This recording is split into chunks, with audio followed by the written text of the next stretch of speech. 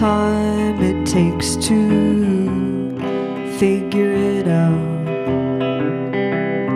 Take a walk on a cloudy day.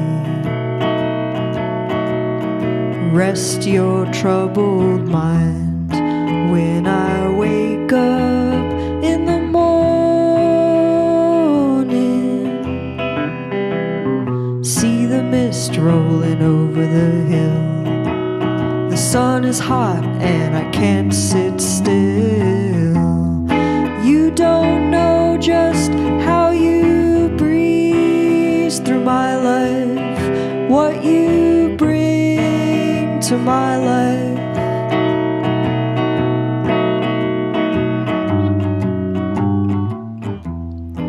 Up the mountain, down the winding stairs, we'll find each other there.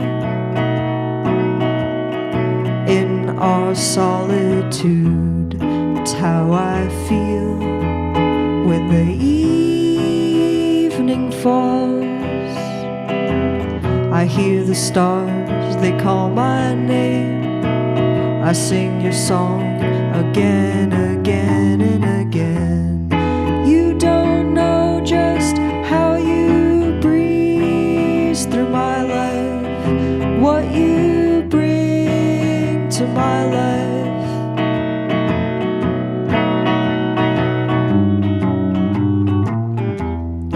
You don't know just how you breeze through my life. You bring ease to my life.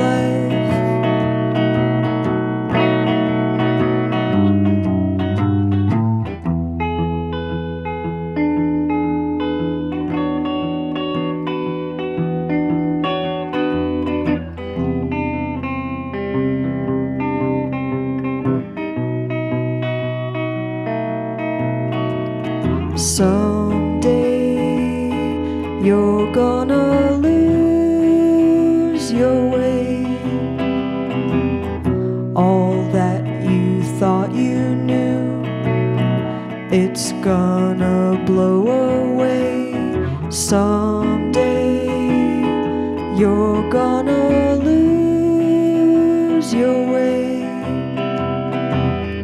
All that you thought you knew, it's gonna blow away. Someday you're gonna lose your way. All that you thought you knew, it's gonna blow away. Someday you're gonna lose your way.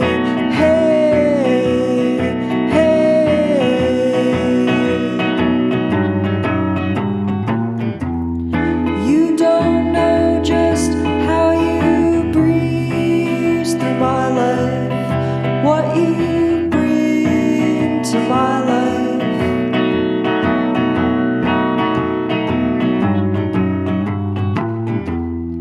You don't know just how you breeze through my life. You bring ease to my life.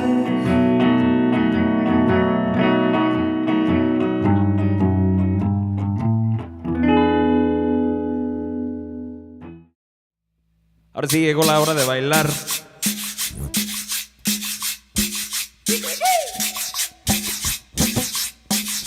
Eso es con nadie. No sé qué es.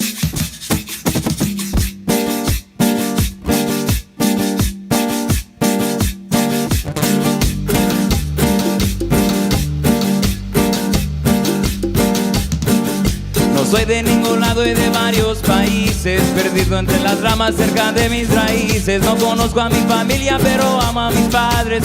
Soy el rey de nada, tú y yo somos iguales.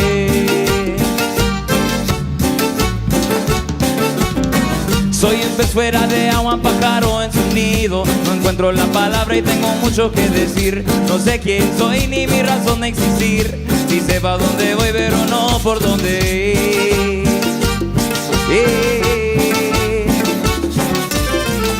de dónde vengo y pa' dónde voy, qué es lo que busco, qué quiero, quién soy. Hasta yo mismo no encuentro respuesta, pero a pesar de eso yo no soy tu presa.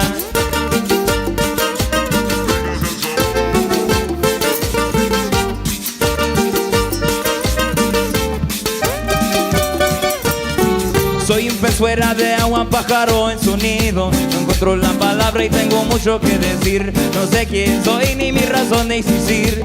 Sí sé pa' dónde voy, pero no por dónde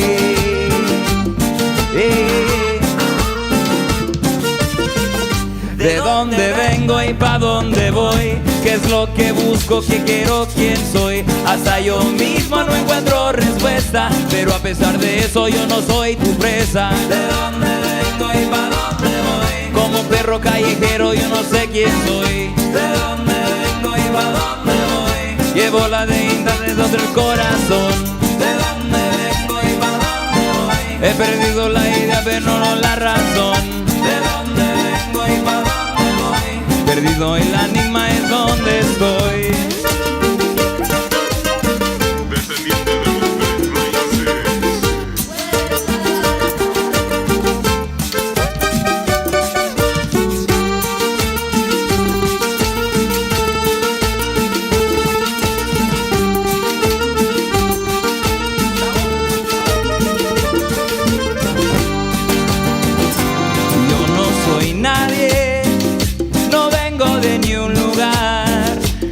Pero soy todos los colores menos uno y esa es la ausencia de color. Soy todos los colores menos uno y esa es la ausencia de color. Soy todos los colores menos uno y esa es la ausencia de color. Soy todos los colores menos uno y esa es la ausencia de color.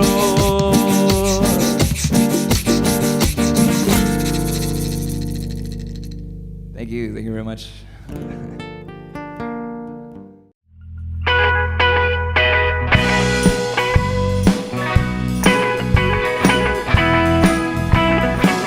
You're always looking for that good time, the kind that gets you into trouble. I've had my share so you can take mine. Wanna make it a double. It ain't over till it's over. It ain't done till it's done. I'm tired of looking over my shoulder while you're out there having fun. You like to go where the lights are low and where those shadows run deep. Well, you get into what the Lord only knows. I'm a homer kind of sheep. It ain't over till it's over. It ain't done till it's done. I'm tired of looking over my shoulder while you're out there, hey, yeah,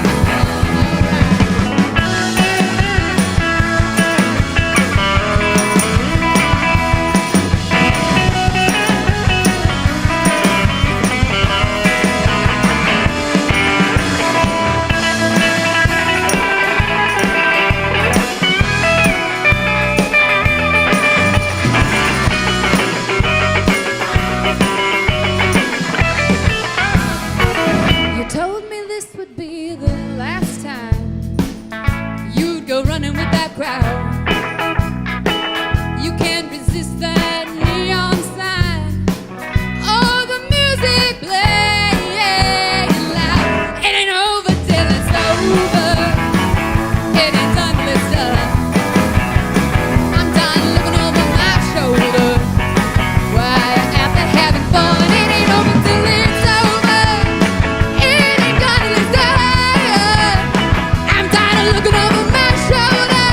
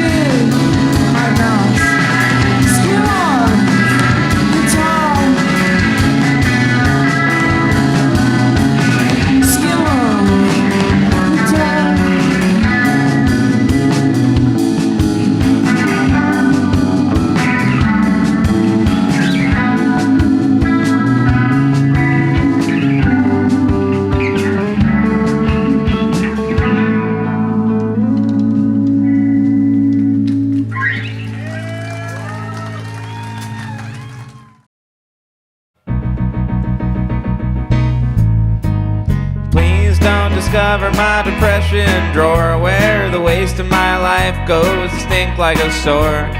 Old stained shirts I can't fit on the floor get thrown right into the depression drawer. I used to clean up every now and again. Now I'm dirty and waiting for the world to end. I don't invite people over anymore. They might discover my depression drawer. I said please don't discover my depression drawer, where the waste of my life goes to stink like a sore. Old stained shirts I can't fit on the floor get thrown right into the depression drawer. I ain't changed much since the day I was born. Still cry for help from dusk to dawn. Childhood drawings from the years before. I go right into the depression drawer. I said please don't discover my depression drawer, where the waste of my life goes to stink like a sore.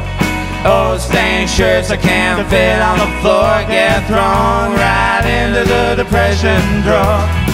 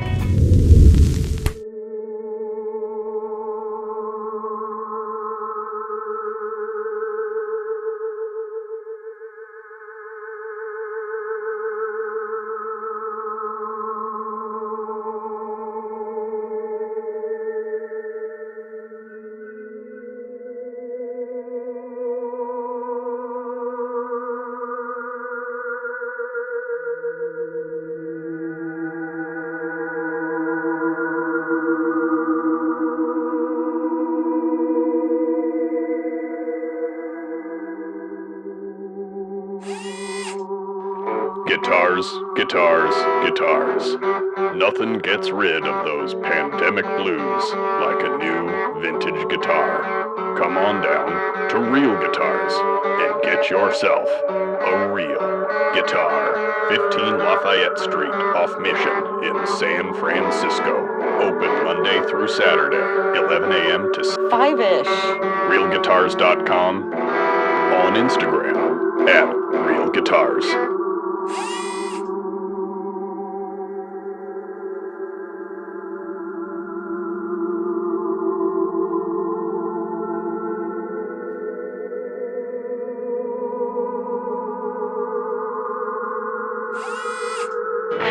Do you like vintage clothing? We like vintage clothing. You should buy vintage clothing and stuff here at Heads or Tails. Not sure what to get your friends for their birthdays? Get them some sweet-ass accessories. They have zines for you avid readers and the Bay Area's hottest music. Check out this rack of vintage clothing. Buy it! Buy it all! Buy it here at Heads or Tails Collective in Oakland.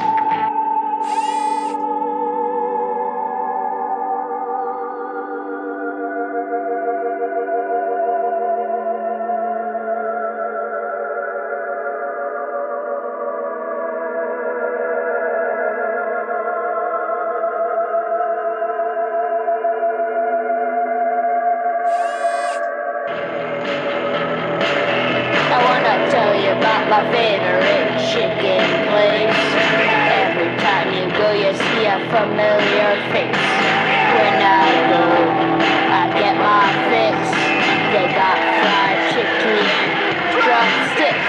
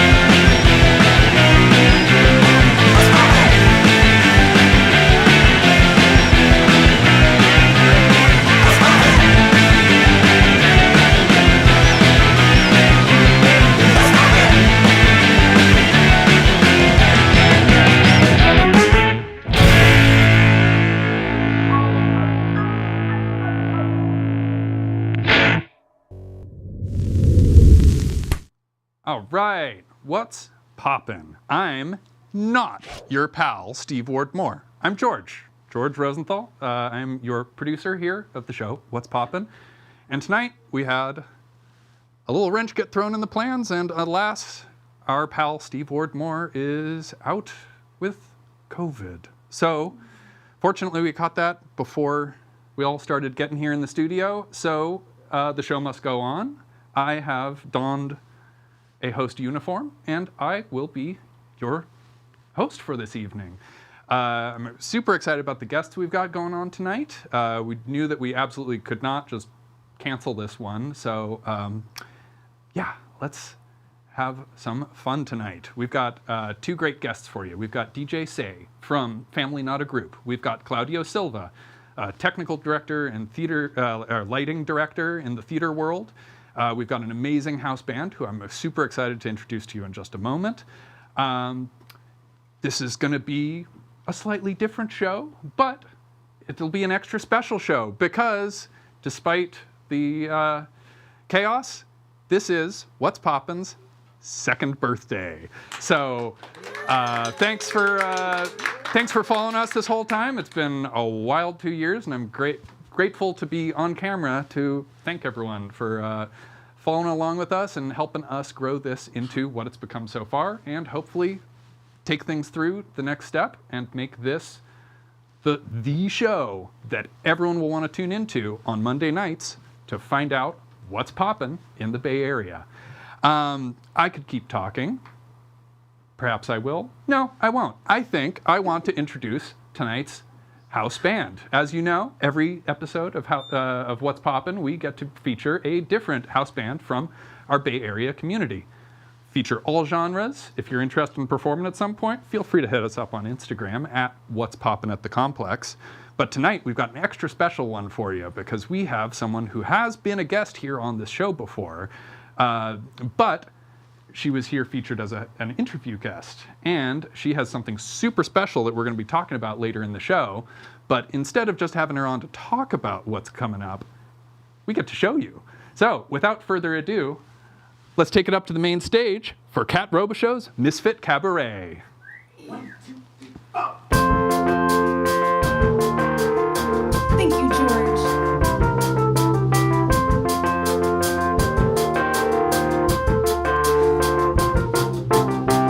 Oh yay, another day, another way, another shining opportunity to fuck it up again. Deep breath, do your best, don't let it in, don't let that sinking feeling drag you to the bottom, don't let it win. And everything I ever said is rolling around inside my head.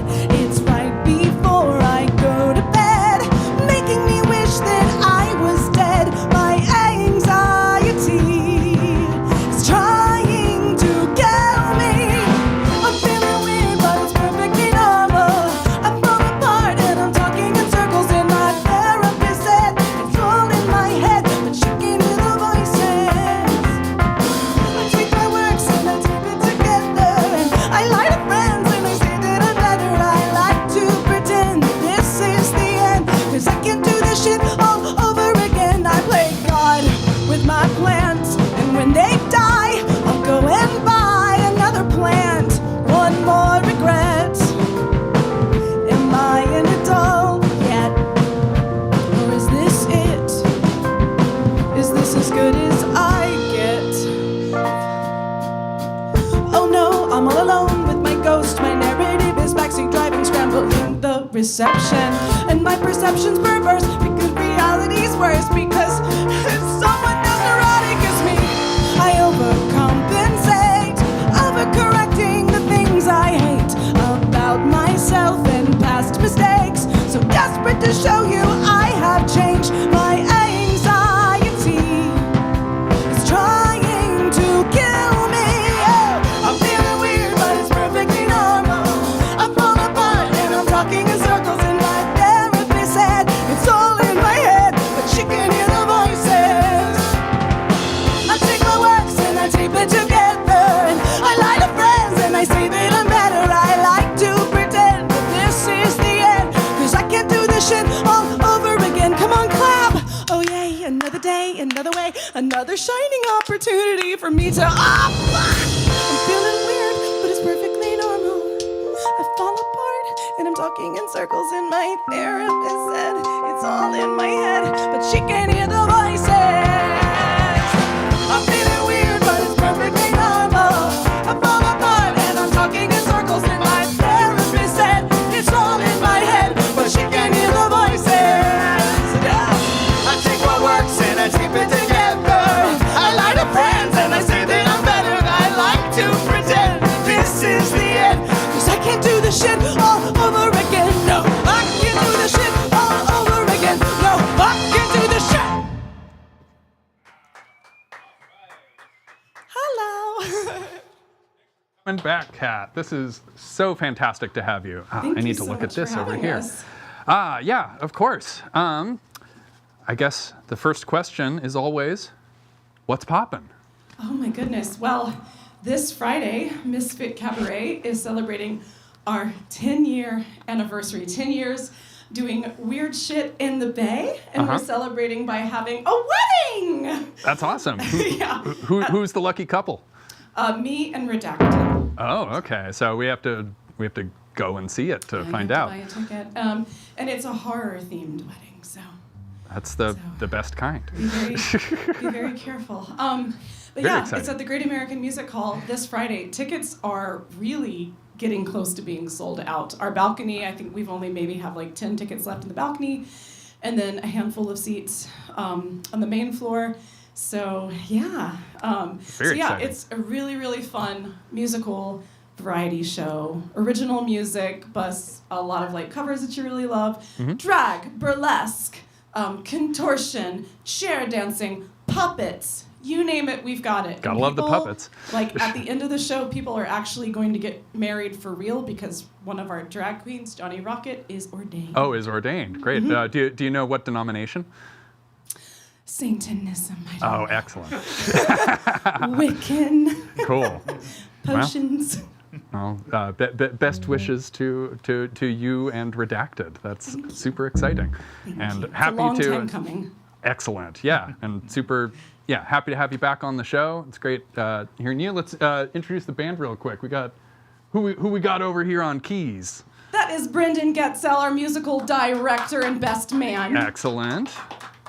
It's a ceremonial title. I am a mid to upper man, but I will be best. I will be the best I can be as a best. I thought it too. Yeah. Excellent, and back that's on me. drums. We have Ben Vicini, who's not a blue meanie. That's so true. Excellent. All this call, so thank you for clearing the air. And Yeah. he is a groomsman. Oh, amazing, I'm and a man that grooms. And yeah, fans of the Complex channel will actually recognize Ben Vicini. You've been on the show at least once at this point, but not on What's Poppin'. You were on on one of What's our Poppin', other yeah. programs. A couple of years ago, we were collaborating with some folks on the Skill Check hip hop freestyle rap D&D campaign show, which we're working on bringing back in some form soon because that was a lot of fun. It was But so much fun. yeah, really excited to see more of you, but super glad you're here tonight. So thanks so much for joining us. We're going to hear a lot more from these guys coming up later in the show. So if you liked what you heard on that first song, that was Anxiety Song, right? Anxiety Song. That's Huh? an original that I wrote for a horror-themed show called Asylum. Lovely. Yeah, it feels very appropriate for me right now. But no, this is good. I'm already having a lot of fun, if you can't tell already. But yes, let's move on with the show. I suppose I'm also your pal, George Rosenthal. I'm hosting tonight, filling in for Steve. Get well soon. We've got some really fun guests to bring in tonight. As I said in our intro, we knew we couldn't just postpone this show because we need to show these folks off. And booking's getting so tight on this damn show that like we wouldn't be able to bring them in until next year or something like that. So, but that being said, if you think you'd make a good guest, still reach out to us because we might be able to squeeze you in. But anyway, didn't want to put this off. We want to just go ahead with it. For our first guest, we have someone that I'm extremely excited to have on. He is a DJ that represents a really cool, up and coming, well, partially very well established. You're seeing their name around a lot these days. Hip hop ensemble. Band? No, it's not a band. It's a little bit more than that. Some would call it a family. So, without further ado, Misfit Cabaret, let's welcome on DJ Say of Family Not a Group. Of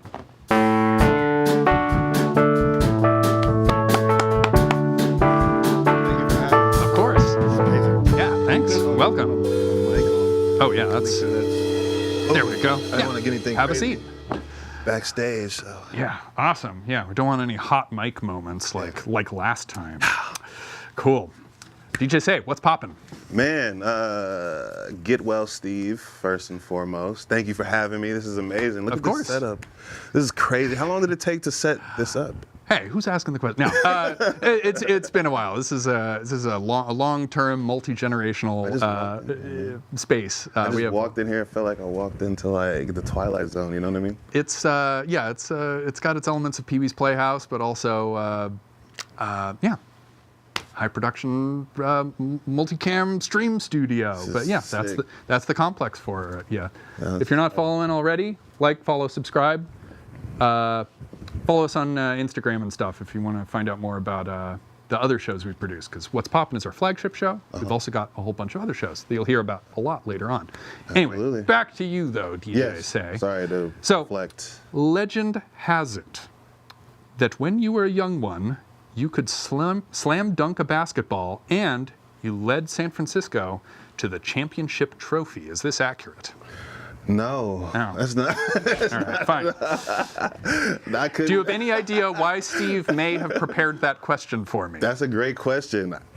I have no idea. I did play sports though. I was athletic.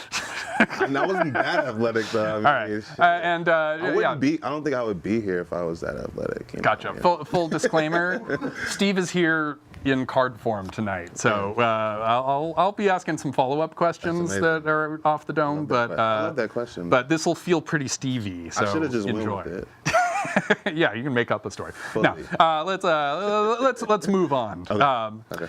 So, yeah. Here's an easy one for you. Mm-hmm. What is Family Not a Group? Family Not a Group is as advertised. We're a family, not a group.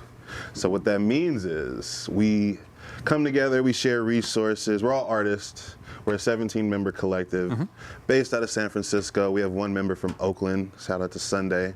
But we're a Bay Area collective who all came together during COVID to share resources because we felt like we were getting squeezed in, in the city, and there was not that many opportunities, especially me as a DJ, trying to do events and trying to throw events, curate, and things like that. I kind of had to pivot, shift gears a little bit and figure it out. And that was like, at the same time, 16 other people were doing the same thing. So we just came together to curate events, basically put out music, collaborate on music, as well as just, basically represent our city, represent our area. Yeah. And so how did you all meet each other?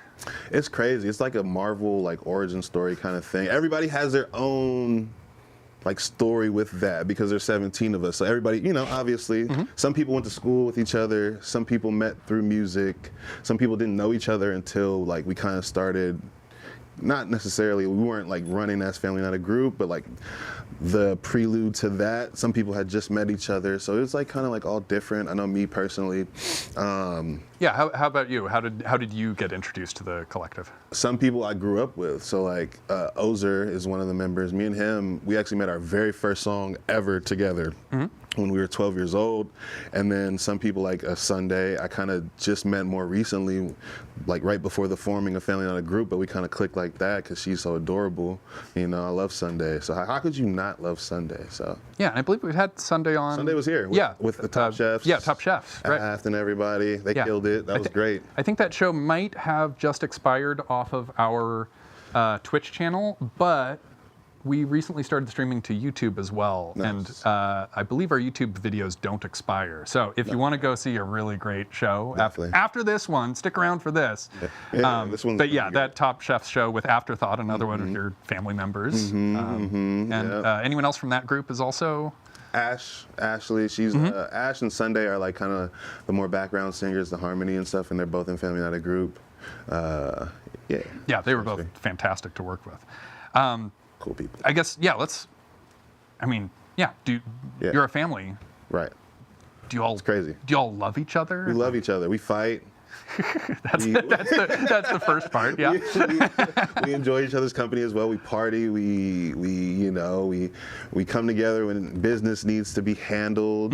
We know how to like really have a good time together to a fault almost. It's like we got to get stuff done at some point. But yeah. It's great having team building. Yeah, a family to back you up. And I've been seeing you guys playing around more and more. You're really making some waves these days. Yeah, the band just mentioned Great American Music Hall. Our last show as a collective was actually there. I love that space. Very cool. Super cool. That's gonna be dope. That's gonna be such a dope show. Definitely one of San Francisco's most beautiful, ornate venues. I didn't even know what I was walking into when I first went there. Super classic. It's like the most if you think of San Francisco theaters, like that old school Victorian vibe, it's literally that. The balcony and everything. Super dope. Yeah, so how about you specifically within the family? What is your role with the group? Man, so me personally, I'm a DJ. DJ first. I'm also an artist and curator, meaning like I do events. Me and a few others in Family Not a Group, we kind of like spearhead the curation and organization of events. And so our El Rio shows, we do that kind of like bi-monthly on the regular. We do it kind of seasonal too, like a few months in the summertime, because it's a day party, so you don't want to throw that when it's like super like terrible weather, which is, you never know in San Francisco. Yeah. But you could kind of guess, you could kind of take chances a little more in certain seasons. But, so those events are all happening out in the patio area, right? Yeah, so our like signature event is at El Rio on like Saturdays, third Saturdays of the month. We have one on the 20th of September. Get your tickets, come through. It's going to be a great time. Yeah, we'll be talking about that more later for sure. Come out. I don't know if you're busy, if you're going to be here. Potentially, we'll check the calendar. But yeah, that's very cool. So, I guess how did you get started as a DJ and then work? Yeah, and then using that to work into the family. So I started off as an artist, and then I kind of like just fell in love with music to where I kind of got into audio production. Went to City College for audio production, and then it was either kind of like really go the producer route, like kind of just like not necessarily isolate myself, but kind of hone in on that craft, or DJ, or do like kind of like more so like shows and events and things like that. And that's kind of what I gravitated to more. It just seemed not only more fun, but more of just like what I wanted to do, because before I started DJing, I was like a promoter, quote unquote, like, kind of just telling people about parties and stuff like that at a younger age. And so I kind of already had my like grasp of that world a little bit. And so I kind of just fell into it and was DJing, just like only DJing, not even making music or anything like that for a good amount of years up until COVID. And COVID is what got me back into doing the artistry. Started a group called Sutra with Afterthought and Professor Gable. We dropped a couple songs. We just recently dropped the album last year, but that time frame of COVID and starting Sutra is what got me back into doing music as well. So I do all the above. Very cool. Yeah. So, what lessons have you learned from your past as a promoter in using that information to support the Family Not a Group? It's big because like I feel like when you're doing music, you're kind of creating you're trying to create a movement with your own personal artistry, your own brand, and I feel like nowadays kind of like people kind of get lost in the social media aspect of things where that's like their only focus is social media, but you have to be able to still be personable, build a community, and that's like a big takeaway from the DJ world and promotional world that I bring into music is like you kind of you want to create a world, an atmosphere around your music, a community around your music, so they can tell a friend to tell a friend. So like events is a great way to let people step into your world of your artistry. And that's kind of what we'd like to do. Yeah. And I can imagine having 17 people together, all pushing in the same direction, can be very advantageous. Algorithm, man. To have like set like if you're tapped in with like Family Not a Group and 10 or 17 people at least, you're gonna see that at least like a few times throughout the week if we're all posting it, if we're all it breaks the algorithm. So it's like a cheat code. I mean, as much as I dislike all the time we have to spend doing social media promotion for our projects, it does do work for us. Absolutely. So, Absolutely. That's awesome that you have that bit of a cheat code to take you one step further in that direction. So when you're creating music with Family Not a Group, how does that work when you have that many cooks in the kitchen? Man, it took us a long time to put out the album. We just dropped the album in May, I believe. Yeah, it was May. Put out an album in May. It was like in the works for a good, like, I want to say from concept to release, like 2 years because of that reason. So many chefs in the kitchen, which is not a bad thing. There's just a lot of raw ideas, raw I didn't say too many cooks, but it could be a lot of cooks. Yeah, you didn't say that. I said that. I mean, that's the turn of phrase. So. 17 people. So that's a lot of cooks. It's hard to juggle that many ideas and so much like talent, which is, like it's a beautiful thing, but we got to find a way to hone it in and shape it and mold it. Yeah, and you as the DJ and producer, that you have a set of skills that become helpful for that. Definitely, man. I like to like blend the worlds together because it only helps me as an artist, like using my DJ mind, because I think about like what sounds good, what like take myself out of my own shoes as an artist. Like all artists should do that, by the way. Just try to like look at your stuff from a non-emotional bias standpoint and like just zone out. But yeah, like creating an album with 16 other individuals is no easy feat. But we did it, we made it happen, and it sounds great.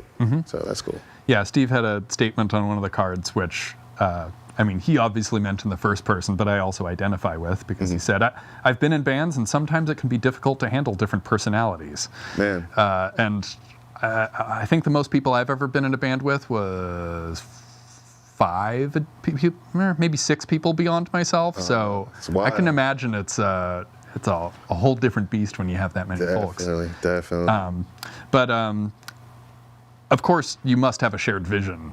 Yeah. To have everyone be able to come together. Absolutely, you have to, because if everybody's, don't get me wrong, everybody has their own individual aspirations and things like that. People see themselves doing this, and doing that, and I feel like this is just a platform to amplify us individually. Yeah. So that's kind of how we look at it. Like the bigger this collective, this band gets, the better it makes all of us look individually. So it's no reason not to, push this agenda and try to expand on it, because it like sets the stage for what's to come with us individually. Absolutely. Yeah. So. Yeah, and because everyone is also pushing their own solo projects in addition to Family Not a Group. But yeah, being able to work together is, in certain ways, it's, I guess, kind of like having a record label that backs you up. Yeah. Not exactly, but like having the independent version of that. You see like all these different like famous collectives, like Wu-Tang and like, I don't know, Pro Era, just all these different collectives. And before, anybody really has the resource, nobody really has the resources in any of this, honestly. You need a machine to be able to get you to that huge level, bigger push than you can do individually. And so that's kind of like what fills the space of that until you get, I guess, seen. I don't know, seen, or you get just like more funding behind you. You need like your community to do it, and so we just kind of established as a collective that will, combine resources and all share the spotlight so that this one thing can be pushed, and then that there's 17 people attached to it, and just trickles down like that. Yeah, and so 16 out of 17 of the people are from or at least living in San Francisco proper. Yes. You mentioned. Yes. What does San Francisco mean to you and Family Not a Group more broadly? Yeah, it's everything. If you take Family Not a Group, we're kind of like a microcosm of San Francisco in itself, where it's such a diverse group of people, all coming from different backgrounds, all making kind of like, we do hip hop and R&B mainly, but it all sounds different, like in the subgenre. So, we're just using our different perspectives to come together and, share space. We're all Sai Sunday from San Francisco, but she has like roots out here as well. And so we've seen, what San Francisco was and what it's becoming and things like that. And we just kind of want to uphold, our perspective of what San Francisco is, being natives. Yeah. So it's home. It's also like a strange place, an unfamiliar place at times as well, when everything is changing left and right. Some days I don't even know where I could park because Don't get me started on that. Changing daily. There was one time where literally all the signs were one day, and then like by next week, every block had a different sign just to fuck people up. I'm sorry. That's not enough. No, you can swear. Yeah, you can swear on the show. Just to fucking get their money, man. And it's crazy. Now that there's speeding cameras, I'm like, what is this? Yeah, and just a couple days ago, right at the end of the block of the studio, so they've been right here. Yeah, right here. It's a crazy intersection. They've been with Project Zero or whatever it's called, trying to make it so there's. They're trying to make it so no one gets hit by cars ever again in San Francisco, which, great idea. There's Waymos, though. I don't know. Waymos aren't hitting people yet, so that's they haven't gotten mad enough at us yet. But in order to try to make the 6th Street corridor safer recently, they added streetlights at every single alley. So in a span of three full city blocks, you have to pass 7 stoplights. Whose ideas are these? I don't know. Everyone's still jaywalking. Right. Point being about changing street signs. Just earlier this week, I'm driving out of here to head back home, and now instead of having a stop sign at the end of the block, we've had the street light, which originally we were like, oh, that's going to be great. Like, that'll make it so they'll have to let me in. Yeah. But of course, they just fill in the whole block because they're stuck at the next stoplight that's like 80 feet down the street. And to add insult to injury, I'm driving home the other day, and they have added a no right turn on red sign. So now I can't even sneak out of here. That makes no sense. It makes no sense. No rights, when you can, like, when all the rules tell you can make a right, but you can't just because San Francisco says you can't. Yeah. Makes no sense. Yeah, and then the cops, they just take the right whenever they want. And we still have slow streets in random areas. Yeah, I don't mind those. Those are cute, but we're like, I don't know. It turns like a 10-minute drive back to my place. That one run over there, it's crazy. It could be 10 minutes in of itself. Anyway. We have a whole podcast on this topic alone. Yeah, right? Oh, and we thought about doing a political podcast, but I'm just too heated on the topics. I guess somewhat related, but tying it back in with art. Right. Is art activism? Yes, absolutely. Cool. No, please expand. You want more than that? Yeah. Absolutely. I feel like anytime you're voicing your truest opinions on what you see and the life you live, isn't that a form of, activism is, I guess, going against the status quo. It just depends on your subject matter. Because you could fully just be pro everything going on, and I guess that's not activism, right? But then, more times than not, your discomfort and how you feel about something is what fuels you to make music. So I would say more time, or music and art, whether it be music, drawing, painting, sculpting, whatever it may be, dancing. You're moved by emotion, and so. More times than not, yes. Yeah. Great. Are there any Are there any specific thing, activism-wise, that Family Not a Group is more specifically invested in? Would you say? I would definitely say the artist plight that we're currently experiencing. You know, trying to work to basically make artistry a career path that's you can afford your life by doing the art that you love to do and things like that. I think through our events and through just the way that we operate, we're able to inspire people to, you know, kind of move and operate in the same way. There's so many artists that have millions and millions of streams, millions and millions of followers, but they can't support themselves off their art. And so we're trying to kind of create the mode of a new generation of people who have the wherewithal to throw their own shows, you know, figure out promotion and advertising and marketing and things like that, be able to do merch, and we kind of like have made it a habit of ours to go all the way to New York to do events, and so we're trying to find a way to like make stops on the way there and back. You driving or flying? We fly every time. We don't drive. Yeah, I've done most of that drive once. Have you drove? That's crazy. I've made it to Cincinnati and back. That's wild. It's the country. There's some cool stuff, but also there's some really long drives. Man. But yeah, that makes sense. And you'd need a pretty big vehicle for 17 people. No, you need like a mobile fucking. But at least people can take really short shifts driving. So true. Very true. We can split it up. That'd be hilarious. So yeah, you've got some big events coming up in the Bay Area. Absolutely. What's going on at Crybaby this Friday? Crybaby this Friday, we're taking over the patio. Just the patio, Family Not a Group, and the F&G DJs will be kind of jamming that out, and it'll be a great time. I love Crybaby. Shout out to Crybaby. They're holding it down. They're in Oakland. Great venue. Yeah, I actually haven't been to that one since it reopened as Crybaby. What was it before? It was the Uptown. Uptown? I've never been in the Uptown. Yeah, it was. I guess it's gone now. It was a kind of weird venue, which I think they solved the main problem with Crybaby. Okay. Was because right now it's one big room, right? Yeah, it was. Yeah. It was a wall. Originally, there was a wall that went straight down the middle, so it was a horseshoe.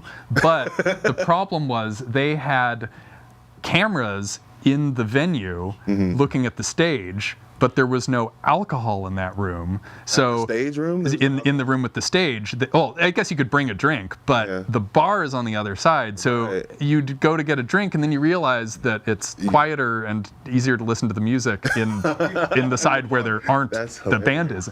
So I'm glad that they sorted that out. I need to, perhaps I'll come by and check out that event. They're doing all I've been different very types curious. of stuff. They have a great team that diversifies the shows, and they're always doing something dope. Every time I see a different event.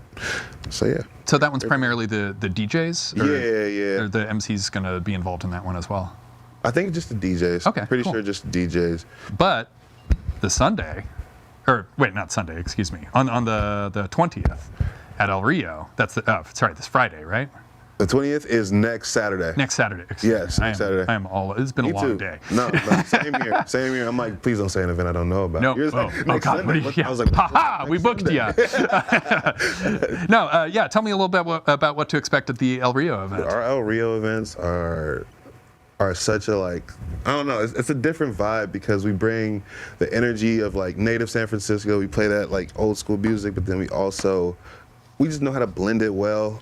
We always want to highlight up-and-coming DJs and DJs that we like personally on every show we do. So every show, even if it's like a performance, we always want to just throw an element that's kind of like you don't know what the curation could be. You don't know who's gonna come out and rap or something like that because we're a big family. You know, everybody just kind of like can come and join the fam. So.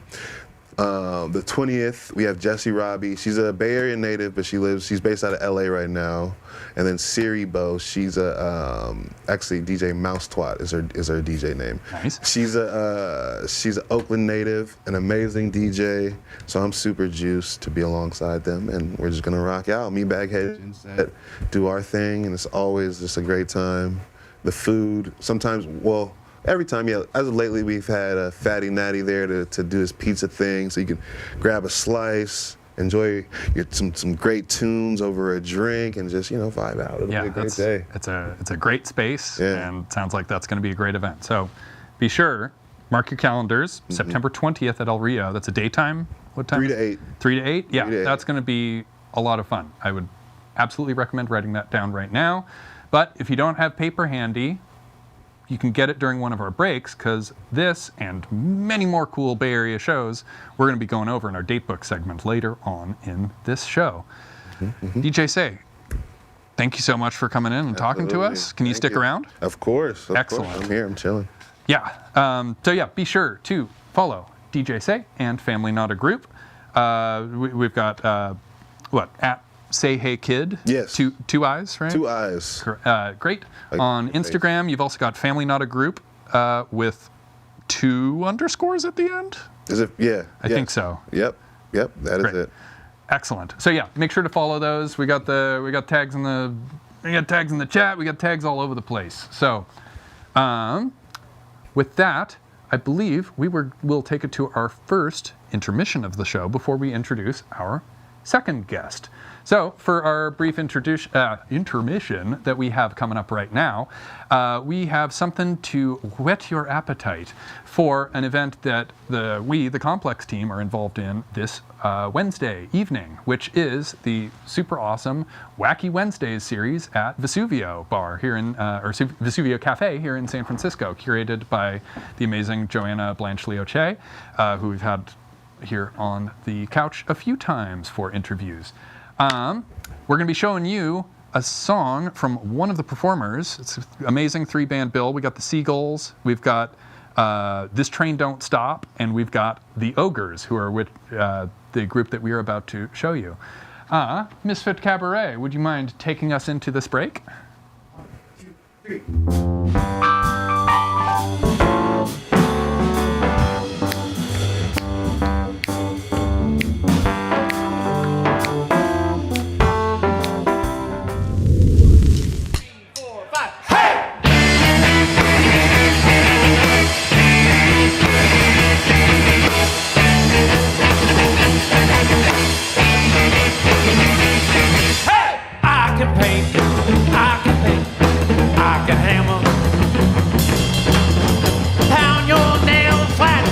Great big whammo,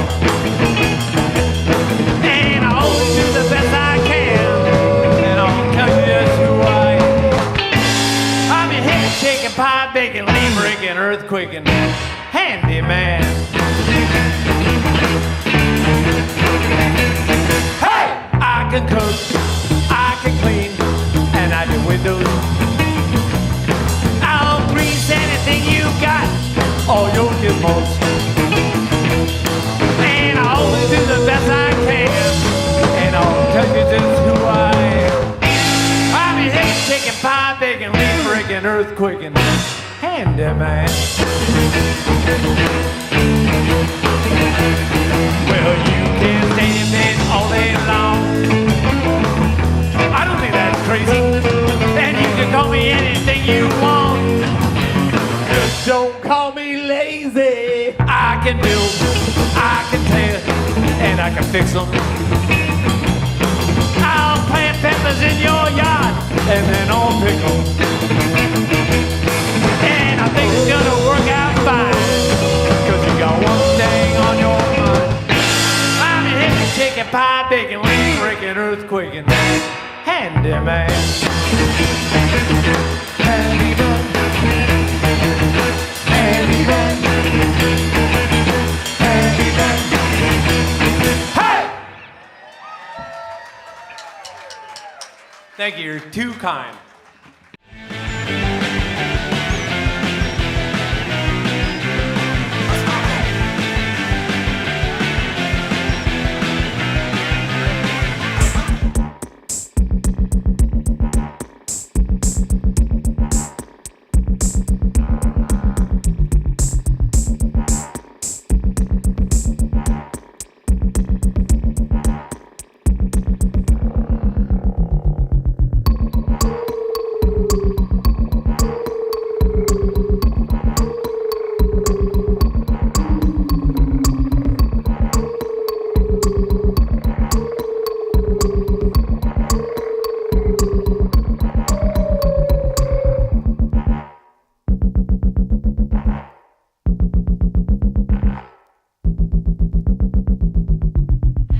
Do you like vintage clothing? We like vintage clothing.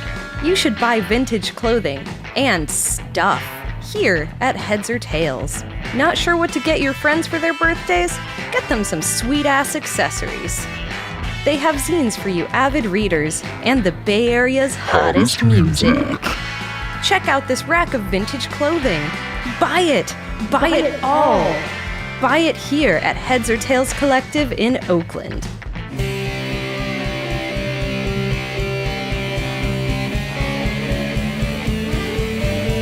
I feel the heat of the California summer outside, and I know in my heart that there's nowhere left to hide. That's why I build a city in my mind. It's a broken place, but it's...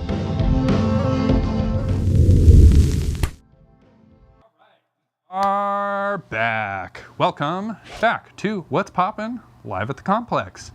Yeah, we are live right now. I should probably be looking at the chat in case anyone's saying something super witty or really good compliments for my hat that I got from my sister's boutique, Heads or Tails Collective. Shameless plug.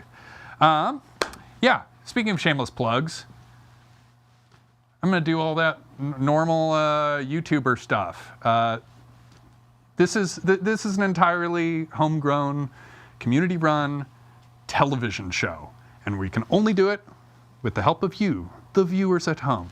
So be sure, if you're not following our channel on either Twitch or YouTube, we started streaming to YouTube recently, and if you strongly dislike supporting products that take advantage of Amazon, feel free to hop on over to YouTube right now. It's just the exact same link, youtube.com/thecomplexsf. I know Twitch is kind of a sticking point for some people. So if you have friends who you're like, oh, they'd watch this show, but they don't want to watch Twitch, send them the YouTube link. It's just as good. And also the chats can intermerge with each other, so we can hear your compliments about my hat on either channel. So please do that. And if you have a few bucks to spare, please, I guess this would only be on the Twitch side of things because we're not yet monetized on YouTube, but you can hit that subscription button. It's only $6 a month. We get a good chunk of that.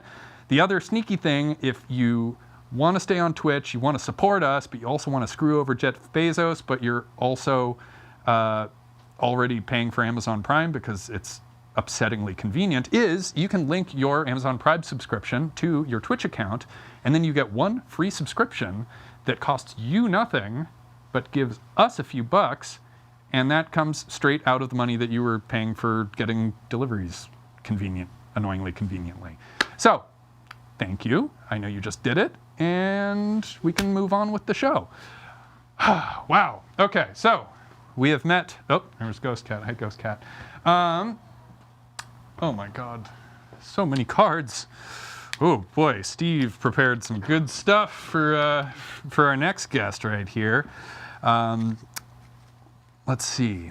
What can we say about our next guest that you don't already know? Well, you might not know a lot, because part of what we like doing on What's Poppin' is bringing some of the people out of the shadows that are completely integral to making Bay Area art happen, but you may or may not ever actually get the chance to meet them and find out who they are, what they're doing, why they're doing what they're doing. That's kind of that was kind of the thesis of this this talk show from the beginning of it. So, in that vein, we're going to explore the world of technical theater with a really cool guy that we've been doing a bunch of work with over the last few years, as connected with the amazing Bay Area, San Francisco Bay Area Theater Company, otherwise known as SF Batco. Let's just bring him out. Misfit Cabaret, can we please welcome technical director Claudio Silva to the show?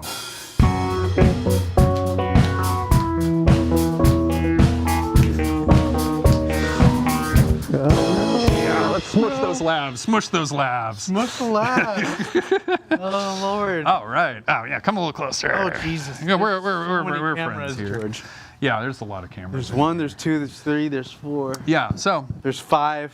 Goddamn. Sorry. 5. No, you can. I don't know. It's this is between you and your higher ups. What you can say. We're chilling. Claudio, what's poppin'? Not too much, you know. I'm working on a show right now for SF Batco called The Day the Sky Turned Orange. That sounds like quite a lot is popping then. Yeah, it's been a wild couple of weeks. You know, getting back into the swing of things, fall season. You know, I'm a teaching artist on top of being a professional artist, and this show that we've been working on has been going on for about. I mean, we've been developing it for. Like 3 years minimum? It's been a bit at this point. So, yeah, full disclaimer, the Complex team is closely intermeshed with SF Batco. George is the best. And this Pish and posh. the Complex. Like, it's fine. I'm not paid to do this. Oh, yeah, that's He's true. the best. Yeah, you can say whatever you want. I'm not going to stop you. Yeah. But, yeah, we've had the honor and privilege of working with the San Francisco Bay Area Theater Company team for many years at this point. Yeah. Some of the leads of the project are high school classmates. I was going to say, you go back to high school. Yeah, what are you talking about? So, yeah, I have the great honor and privilege of getting to work with another totally homegrown Bay Area production company. Yes. That has a variety of really cool projects that we've gotten to collaborate on. Yes. We've become friends through working on many of these.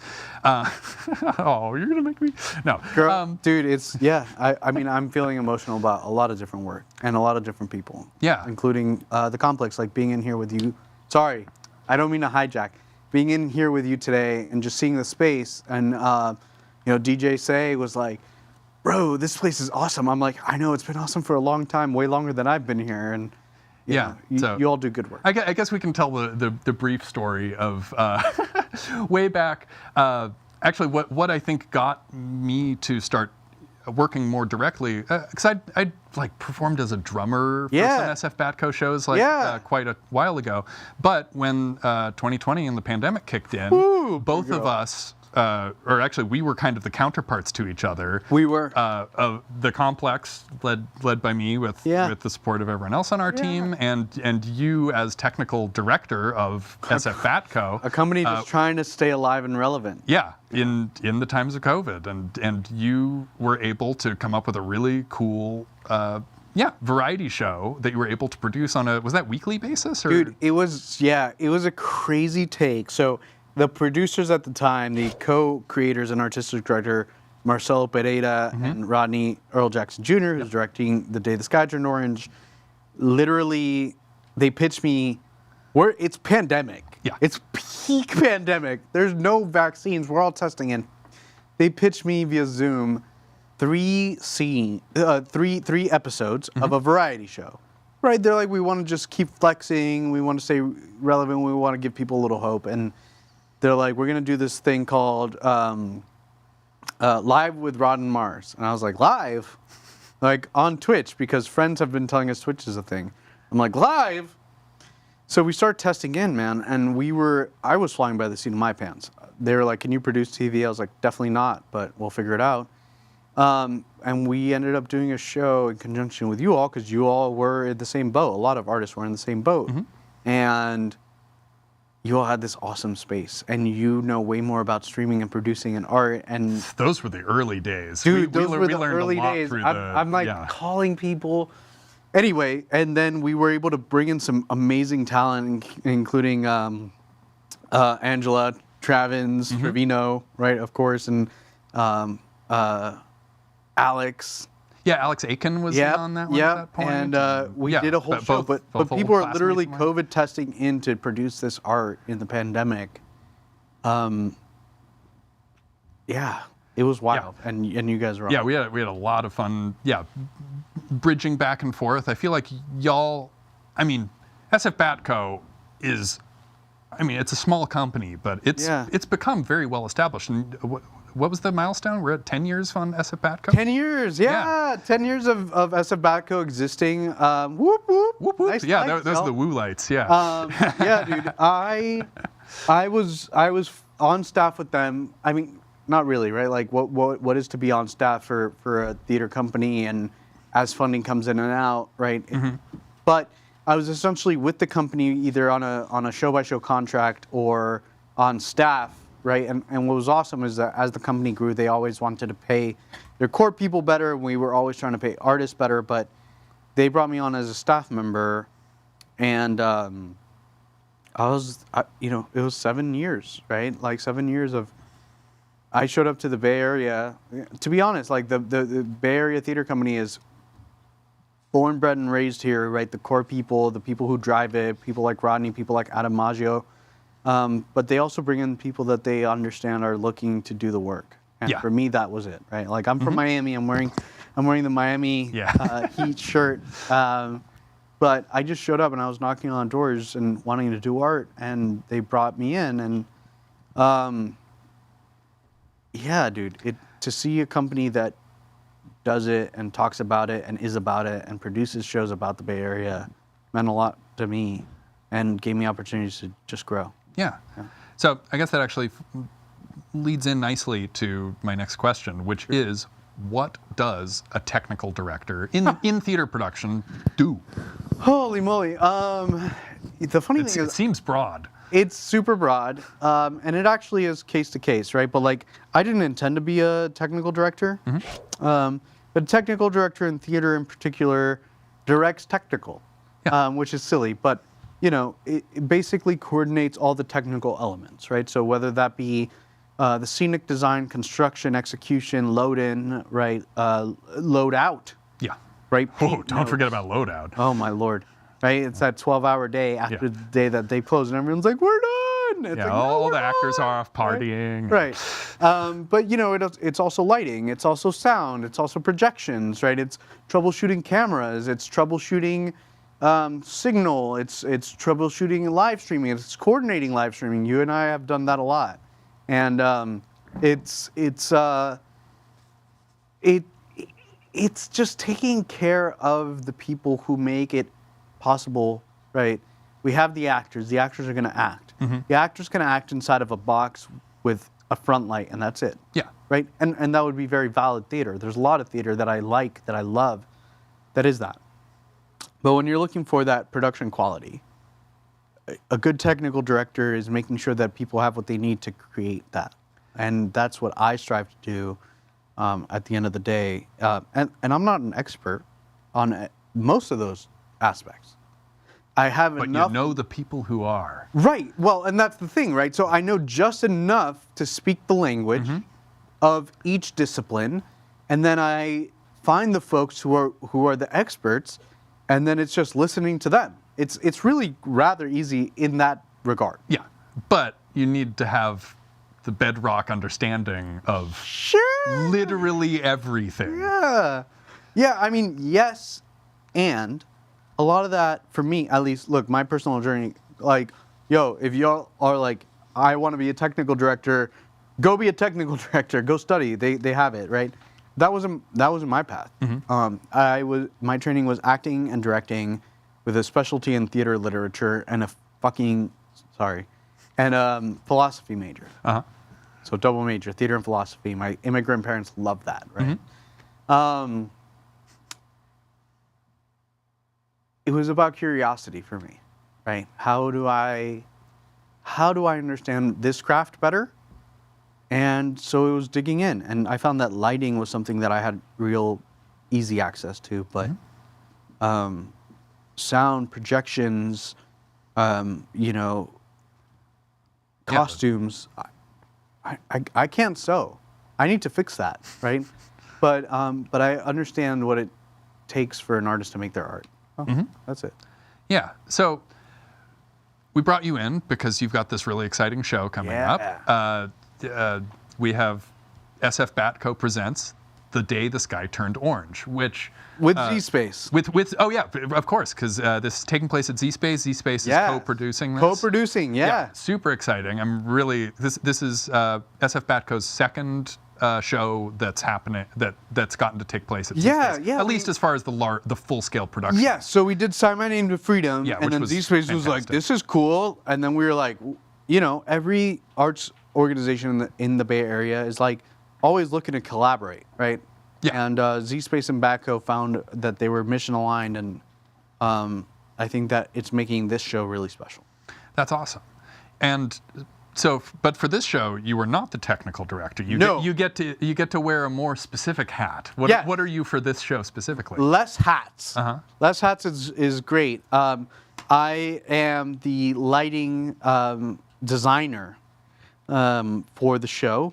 So I come in, and instead of having to cater and listen to and think about everybody else's needs, I get to be selfish and just be like, I need more lights. So in the context of The Day the Sky Turned Orange, you are the guy who literally makes the sky turn orange. Wow. To some degree. So you're arguably the most important person in the production. No. Take it. That's silly. I appreciate you, but no, that's not true at all. I really want to shout out Sarah Pikett, who's actually the projections designer. I got to meet her when I came by for the site visit. It is, oh man, legend. Get your tickets. Actually, wait. We've actually have someone in the room who got to see one of your previews. Our drummer for the Misfit Cabaret, I went on Saturday. No way! Yeah. Oh shit! Did you like it? I had such a great time watching it. Like seriously, my job outside of Misfit Cabaret is drumming in the pit for a lot of musical theater. Oh yeah! So I just appreciated seeing like an original musical being put up in general. Yes! But also to see one that was so, I was not prepped to talk about it. Talk! I don't know. It had so much heart, and it had so much such a clear, good message. Oh. And I felt better at the end of it. I don't want to give away stuff in the show, but yeah, please, no spoilers. Yeah. We're literally still in previews right now. We're opening soon. It's really wonderful. Mm-hmm. Oh, that's good to know. Get your tickets. That's awesome. I'm really glad you did that. I mean, it just goes to show you the Bay Area arts community and the performing arts community. No, I got to shout out Sarah Pikett, who is on staff for Z Space. Is production managing the show, projection designer, coordinating with Michael Creason. Like, they've been around it, about it, and they brought it to the Bay Area. I've known them for many years, and they're just such great creatives. And, I'm creating the lights, and Sarah and I actually have to work really hand in hand because what sucks is when you are doing rear projections, and then someone spills lights on your projection, and they're like, "Hey, man, what the hell, bro?" Right? So we work hand in hand, and so we make the sky turn orange together, right? And we make the aerial field together, right? And the soundscape together. And at the end of the day, that's what theater is for me, and that's what's cool about being a technical director or being part of technical theater is that you make the world, you tell the story, and you make the world together, and that's based off of the text, which is based and really the actor's interpretation of the text, and yeah, theater's a collaborative art.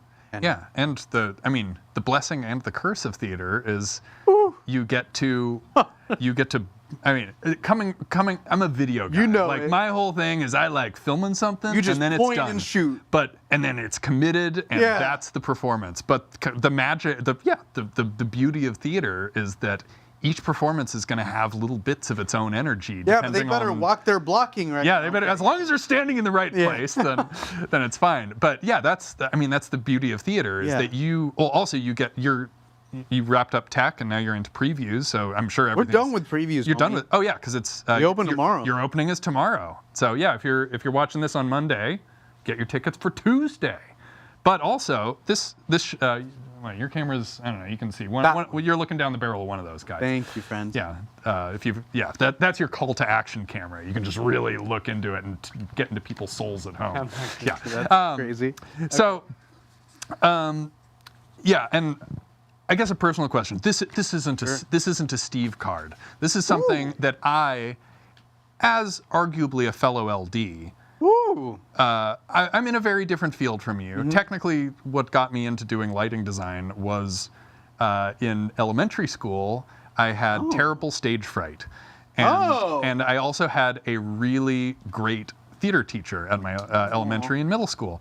And so when we were gearing up into doing school plays and stuff, she saw that I just froze up. did not want to be on stage at all. So her husband was the technical director for those theater productions. So she paired me with him. Cute. And that actually got me into doing lighting design on an old Leprechaun board. And doing Q to 48 Q and, channels. Yep, that was a lot of fun. It was a slick little system, but it was cool as a 10-year-old or 11-year-old or something. 1998. Yeah, something like that. Not quite that, but no.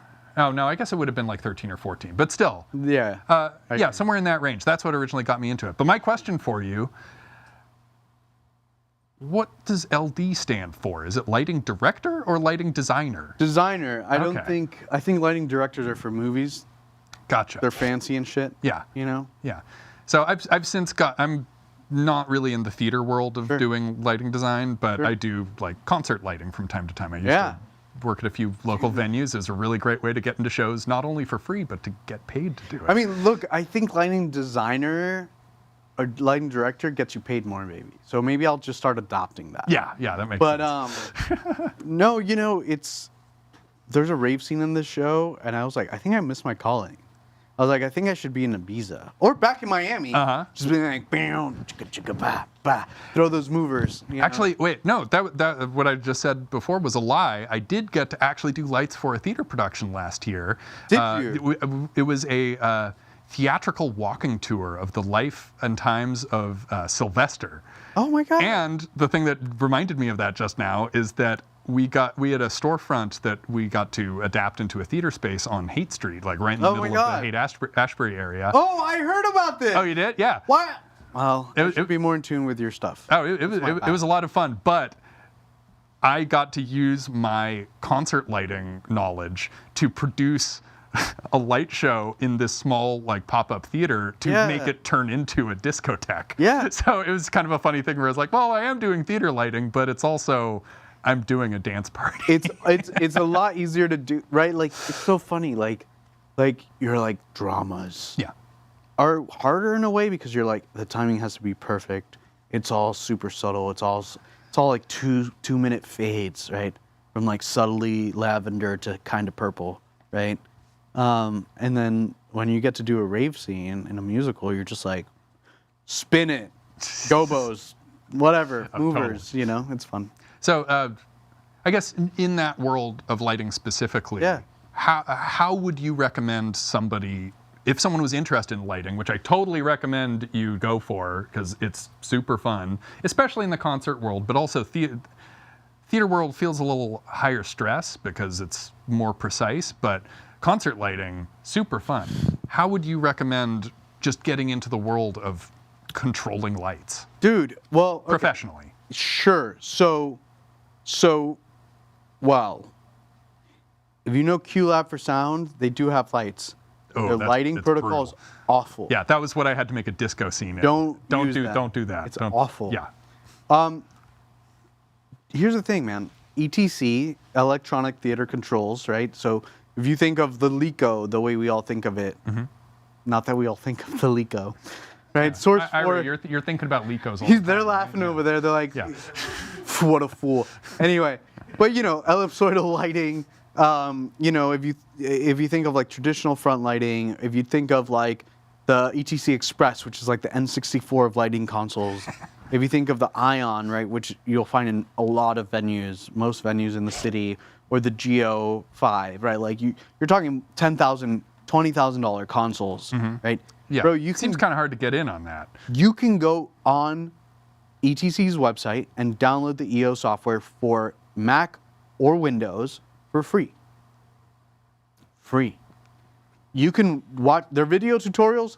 Recommend. This is not like an ETC spot, but like low key it is, right? If you want to give us some money, feel free to give the money to them, not to ETC. I would love. I mean, you see how much these lights are flickering, man. If ETC wanted to sponsor us, I'm not. But the thing is, they give you the software for free. Yeah. And then like, I literally wrote to them. I'm like, I teach in I'll freelance for a theater company and I'm doing their lighting design. They're like, we have a youth. The youth wants to learn lighting. Can you teach the youth lighting? I'm like, sure. But I need actually something to create from my computer and the software to lighting, right? And there's a thing called the Gadget 2 and the ETC Nomad.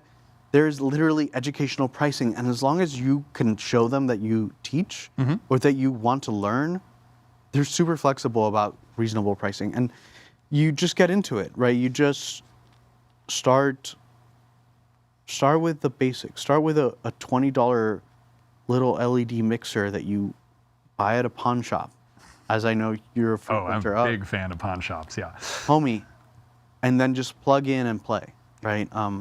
Yeah, there's a lot of avenues, and I don't think you need a lot of money to do it. Yeah. Well, or find your local theater or your local that complex. was kind of what I was thinking of. Reaching out to you either at an event. I Dude. mean, like while the show is happening, you want people being like, "Hey, can I intern with you?" Absolutely. Well, not during the show. After the show. No, but look, in a city like San Francisco, we're lucky that we have places like the African American Arts and Culture Complex, the Mission Cultural Complex. You got community spaces. You got, yes, wait until intermission. Yeah. or until after the show. But there's so many people that you can reach out to. But like most schools, and I want to be careful, right? I want to talk about the Bay Area in this sense in particular. Most schools in the Bay Area have a technical theater program. And there's a homie, I guarantee you, he might be a little grumpy, right? Because he's overworked and a little stressed out about producing the show. But there's a homie that's there to show you the shows, right? Like, go to your local church. Go to the Church of Eight Wheels. I guarantee you that they're running DMX protocol on their lights, right? Or something similar. There's just so many different venues. Every performance venue needs some sort of lighting support. That can be anyone's entrance. Very cool. I love lighting. Lighting is such a cool. It's gnarly, right? It's the thing that I love about it is that it can add so much to the show without people necessarily noticing that it's happening. And yet, if you took that away, sure, you'd be able to see what's happening. Sure. But it's one of those things, like similar to music, where it can trick the viewer into feeling something that they might not even know that they're realizing. But because of that 2-minute fade between a purple magenta and a magenta-ish purple, you suddenly feel things. Right, or 27. And my favorite example is when these woo lights go on. Woo, woo, woo, this was my favorite trick from doing concert lights. I experimented on this on several occasions, like when the band is like, "Hey, how y'all doing tonight?" And I don't flash those lights. They don't cheer. No one cheers. No. The instant I go, "Hey, how y'all doing tonight?" Right. People want. You're not proving my point. They don't here. know. Come on. There we go. Okay. Yes. They don't know it. But It works. It tricks your brain. They don't know it's it, the power but they of light. want you to blind them. Right? Actually, literally, they're called blinders, right? Like we have audience blinders, but like, sound has the hardest job. Yeah. Because if you mess up sound, everyone notices, and if you do a good job, nobody notices. So God bless sound engineers. Yeah. They're the best. It makes me think of the Futurama where Bender meets/becomes God, and the lesson is when you do things right, people won't be sure you've done anything at all. Correct. That's literally sound the engineers. blessing and the curse of sound engineers. And like, people are like, it was loud. It's like, dude, it was loud for you, homie. Like, let it be. But no, for lighting, it's like it's a weird combination of both. Yeah. You don't want people to notice when you're pushing certain specific things or focus. And then you really want them to notice when you're like, lights. Yeah. You'll see it. Yeah, but please, folks at home, come see this show. We're going to be filming it this Friday. So make sure that's an extra good one. I don't have any control. Oh, okay. I'm not the technical director anymore. I say, yes, the show has opened. Farewell. Wow, must be nice. It is nice. I'm here. I technical direct this show, and then I not only have to do it in the back, I got to sit up here now. I didn't get to meet Steve. Yeah, you'll get to meet Steve. We'll bring him to. And you've surpassed your stage fright. Oh yeah. That. I was gonna make a nice flash. I don't know. Thing about that, but yeah, that is the fun where I'm just like, all right, look at me, world, whatever. No. Anyway. I've had a great time having you on and talking about all this stuff. We definitely went a little bit far down the rabbit hole that I was nervous of, and why I originally didn't want to be a host on this, because I'm going to talk about the nerdy side of things, and that I'm glad that we got to talk about nerdy things, and I hope the viewers at home got to enjoy a little bit of that too, because it's well, actually, I skipped over some questions about Star Wars, so it could have gotten more nerdy. Star Wars would have been really fun. In fact, I'm working on a Mackers production where we're like, but what about the Outer Rim Mackers? But I'm just glad you didn't stalk me and do weird childhood questions. Let's see, childhood questions. No. That's because I'm not on the social media. Yeah, you're sneaky. Don't be on social media. That's my... No, be on social media, promote your art. Yeah, promote your stuff. That's how it all gets done. Anyway, speaking of social media, thank you for the segue. Yeah. Please don't follow Claudio at CA Silva 1291 on Instagram, but do follow SF Batco at SF Batco. And also, the musical itself has its own Instagram handle, which is a great idea. DTSO. The Day the Sky Turned Orange, DTSO. Yeah, makes sense. I originally was putting all the other letters in, and I was like, DSTO. DSTO, Day Sky Turn Orange. They're going to murder me for that one. Go see Day Sky Turn Orange tomorrow. Tuesday, 9/9. It's the 5th year anniversary of the day the sky actually turned orange, and it's beautiful, and it's about San Francisco in particular. Yeah. And we'll get to talk about this a little bit more, too. I'm going to shut up. But please, get your tickets now. If you're worried about getting COVID, which we still kind of have to be. Isn't that wild? It blows my mind. And it's also amazing that in 2 years of doing this show, we haven't had Steve call out due to illness before. We've had one other guest host episode, but that was because he was going on vacation. But yeah, this is amazing. We've had a 2-year run of maintaining a consistent schedule, and yet here we are. But point being, Complex team is going to be filming the production on Friday. We are not live streaming it, but starting sometime next week, probably Wednesday or later next week, the Day the Sky Turned Orange will be available as an on-demand show for you to be able to stream from home, from anywhere, literally anywhere, probably except for like North Korea. Yeah, so there's no excuse not to see it. It will come to you. Anyway. Thank you, Claudio. Can you stick around for this next part? I can stick around, and they do such a great job filming these shows. Thank you, George. Yeah, it's always an interesting back and forth with them, because we like getting the close-ups, and they're like, no, it's a play. People can't see the close-up. And why? But the acting is so good. You want to see the nuance. They're putting the nuance out there. It's not a film, it's a play. Yeah. So we split the difference. Yeah. We sneak in the important close-ups and give you a little bit more. And also, it makes it so even if you went to see it live, you could still watch it. Now we're being self-indulgent, but you're right, and you do a great job, and I appreciate you. Anyway, thanks so much for watching. You are watching Live at the Complex with me, George Rosenthal, hosting for some reason.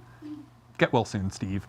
We're going to take a very brief break, but stick around. We got a lot more coming up. We're going to have our Take a Shot segment. We're going to do our roundtable discussion. We're going to get to talk a little bit deeper on some broader concepts with us and the house band. Woo! And then we get a super exclusive performance from Robichaud's Misfit Cabaret. Stick around. We will be right back. Take it away.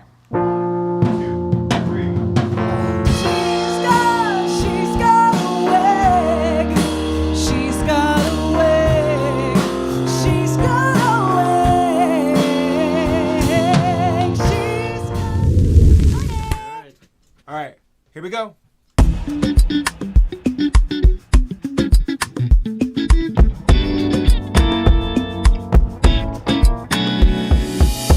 Wake up, your day is San Francisco. Sun's up, keep my people in the Castro.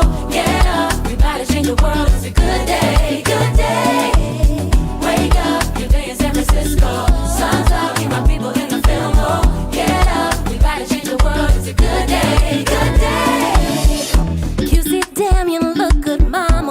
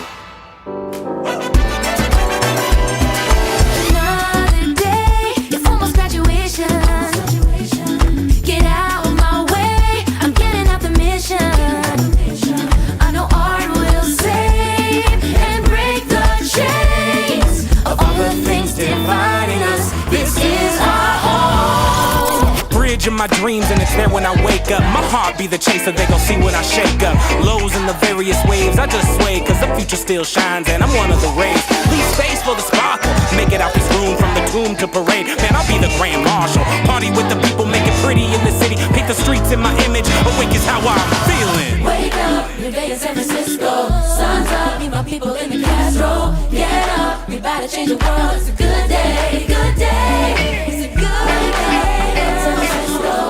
Sun's up, my people in the Castro. We about to change the world. It's a good day, good day. San Francisco City, we gon' change the world. Every last one of us is she, they, and her. San Francisco City, ain't no one tell us no. Tell all your friends to come on through, cause this is where to go. San Francisco City, we gon' change the world. Every last one of us is she, they, and her.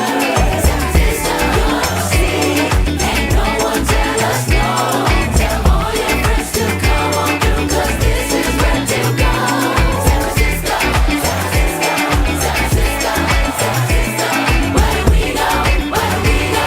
San Francisco, San Francisco Bay.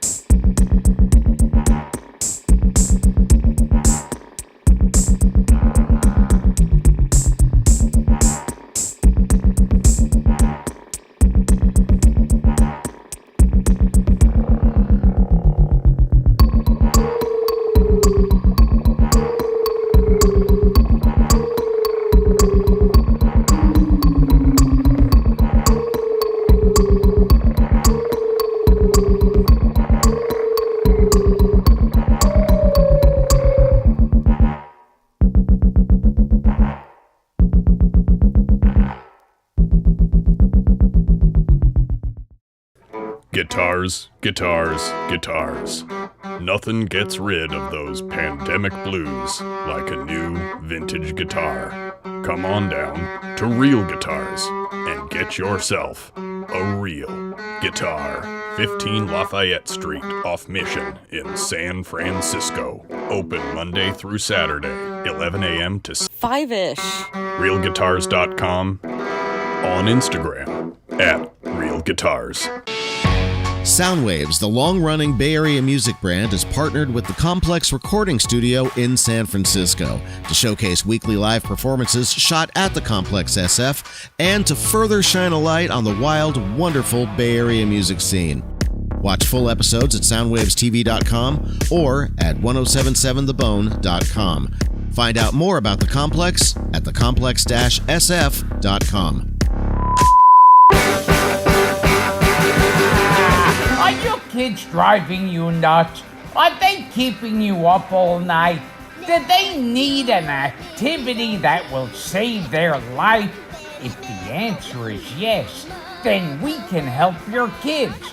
Thank you for calling 3 o'clock Rock, where we start bands, play shows, make records, and go on tour. Wow, I wish there was something like this when I was a kid. If interested, please visit us on the World Wide Web at 3oclockrock.com or check out our Instagram, 3 o'clock rock. Thanks for calling and have a nice day.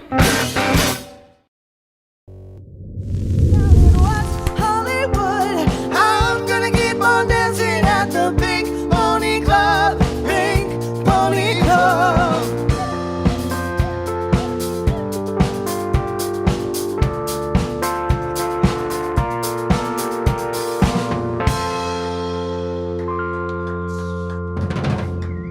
You Kat Robichaud and the Misfit Cabaret. Whoop, whoop.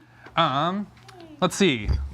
Amazing. While I have you, tell me a little bit about what's coming up at Great American again. Oh my goodness. So Misfit Cabaret has been in the Bay Area for 10 years now. We are, if you don't know who we are a musical variety show.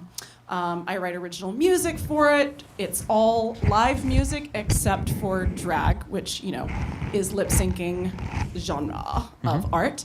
And we also have burlesque, and we have aerials and acrobatics and cirque and puppets and crazy costumes and super weird things, and people dress up, and each one is themed. And we are celebrating our 10-year anniversary this Friday at the Great American Music Hall.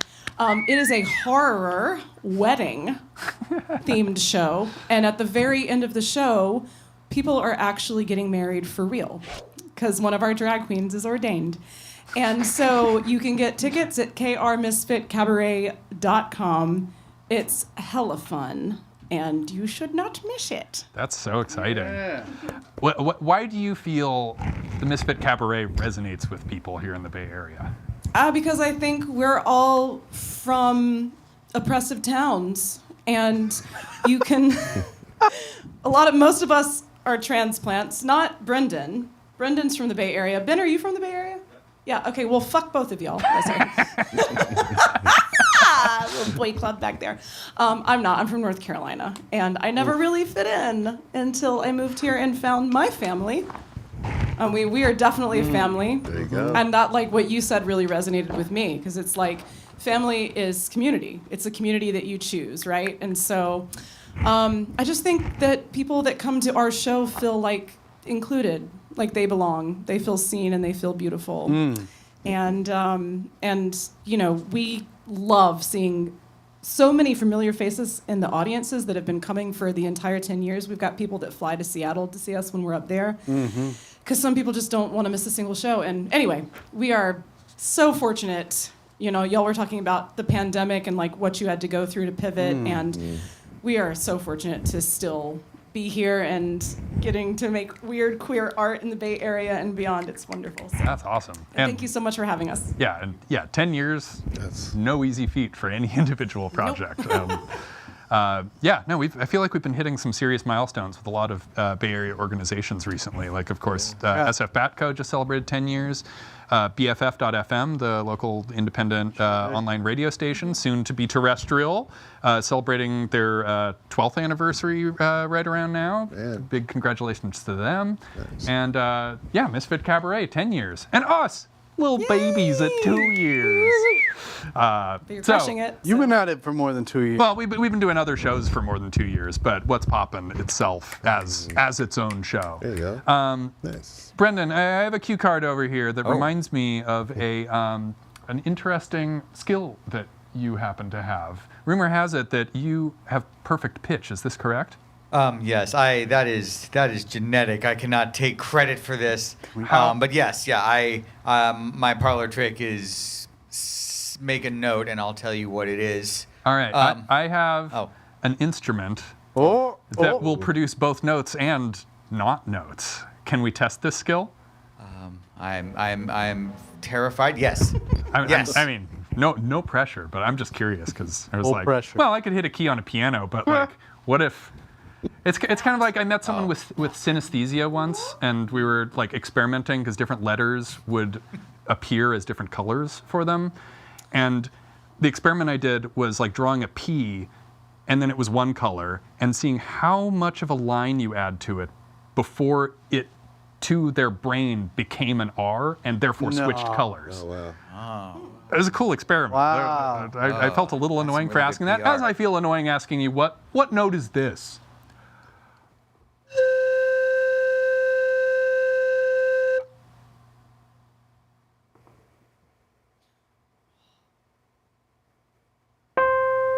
Oh!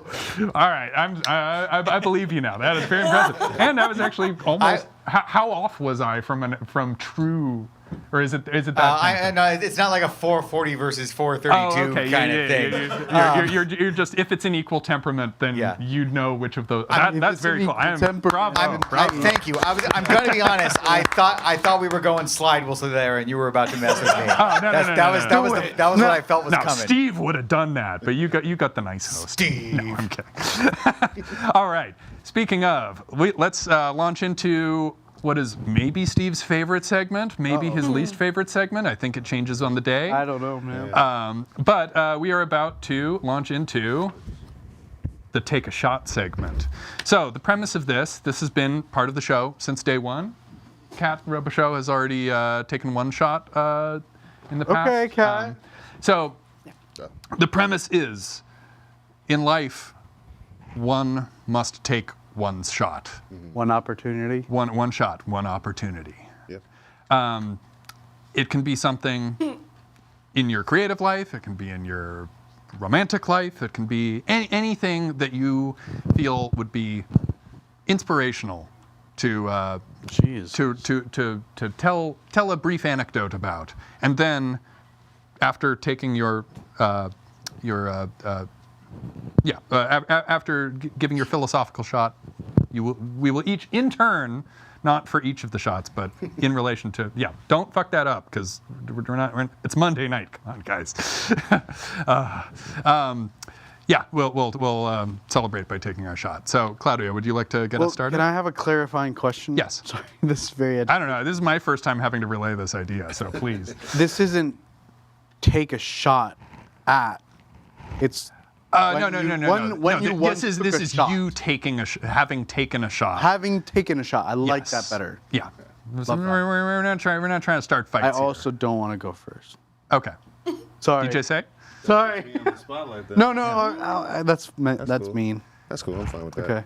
Taking a shot, just taking a risk, taking a gamble kind of thing. Something, and it could have either paid off and you're happy about that, or it didn't pay off, but you're happy that you did it. Right. I would say literally every event an artist curates is taking a huge shot, huge risk, putting on a play, doing a podcast, because it's a huge investment in time and vulnerability, because you're putting yourself out there. And what if nobody comes? What if nobody watches it?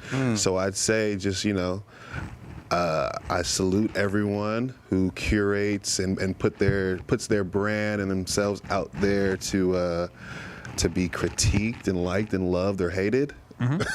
So yeah. Do you have a specific instance of yourself? Oh, me personally, yeah. I mean, I would say our album release party we had at the Independent. We didn't know what was to come of that show. We didn't know if we would fill a venue that size with that kind of like a reputation in our own city, which we do events at like all the time. But we rallied when we dropped the album, and it went great. So yeah, that's awesome. Bravo! So, if you got your shot, cheers to you, bro. Cheers. But only DJ say take it. Only you take it. Me. Cheers. All right, Claudio, you ready? Sure. You got one?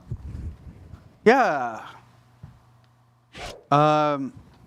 Dude, I was a mechanical engineering major going into college. I graduated as like I said earlier, theater and philosophy double major, which my Hispanic immigrant parents didn't love. I got really lucky to work a job right out of college in a small town in Florida. I grew up in Miami, 2 hours away from home, and but it was the only gig in town. So I did the thing. It sounds old-timey as hell, but I grabbed a suitcase and a pocket of cash, and I looked at New York and LA and Chicago and all these different places, and like I said, San Francisco seemed like a new world for me. They were saying didn't fit in maybe until they got here. And I flew out 8 a.m. to 12 p.m. was applying to day jobs. I'm talking just anything, retail, right? McDonald's, fast food, whatever. Just finding a day job.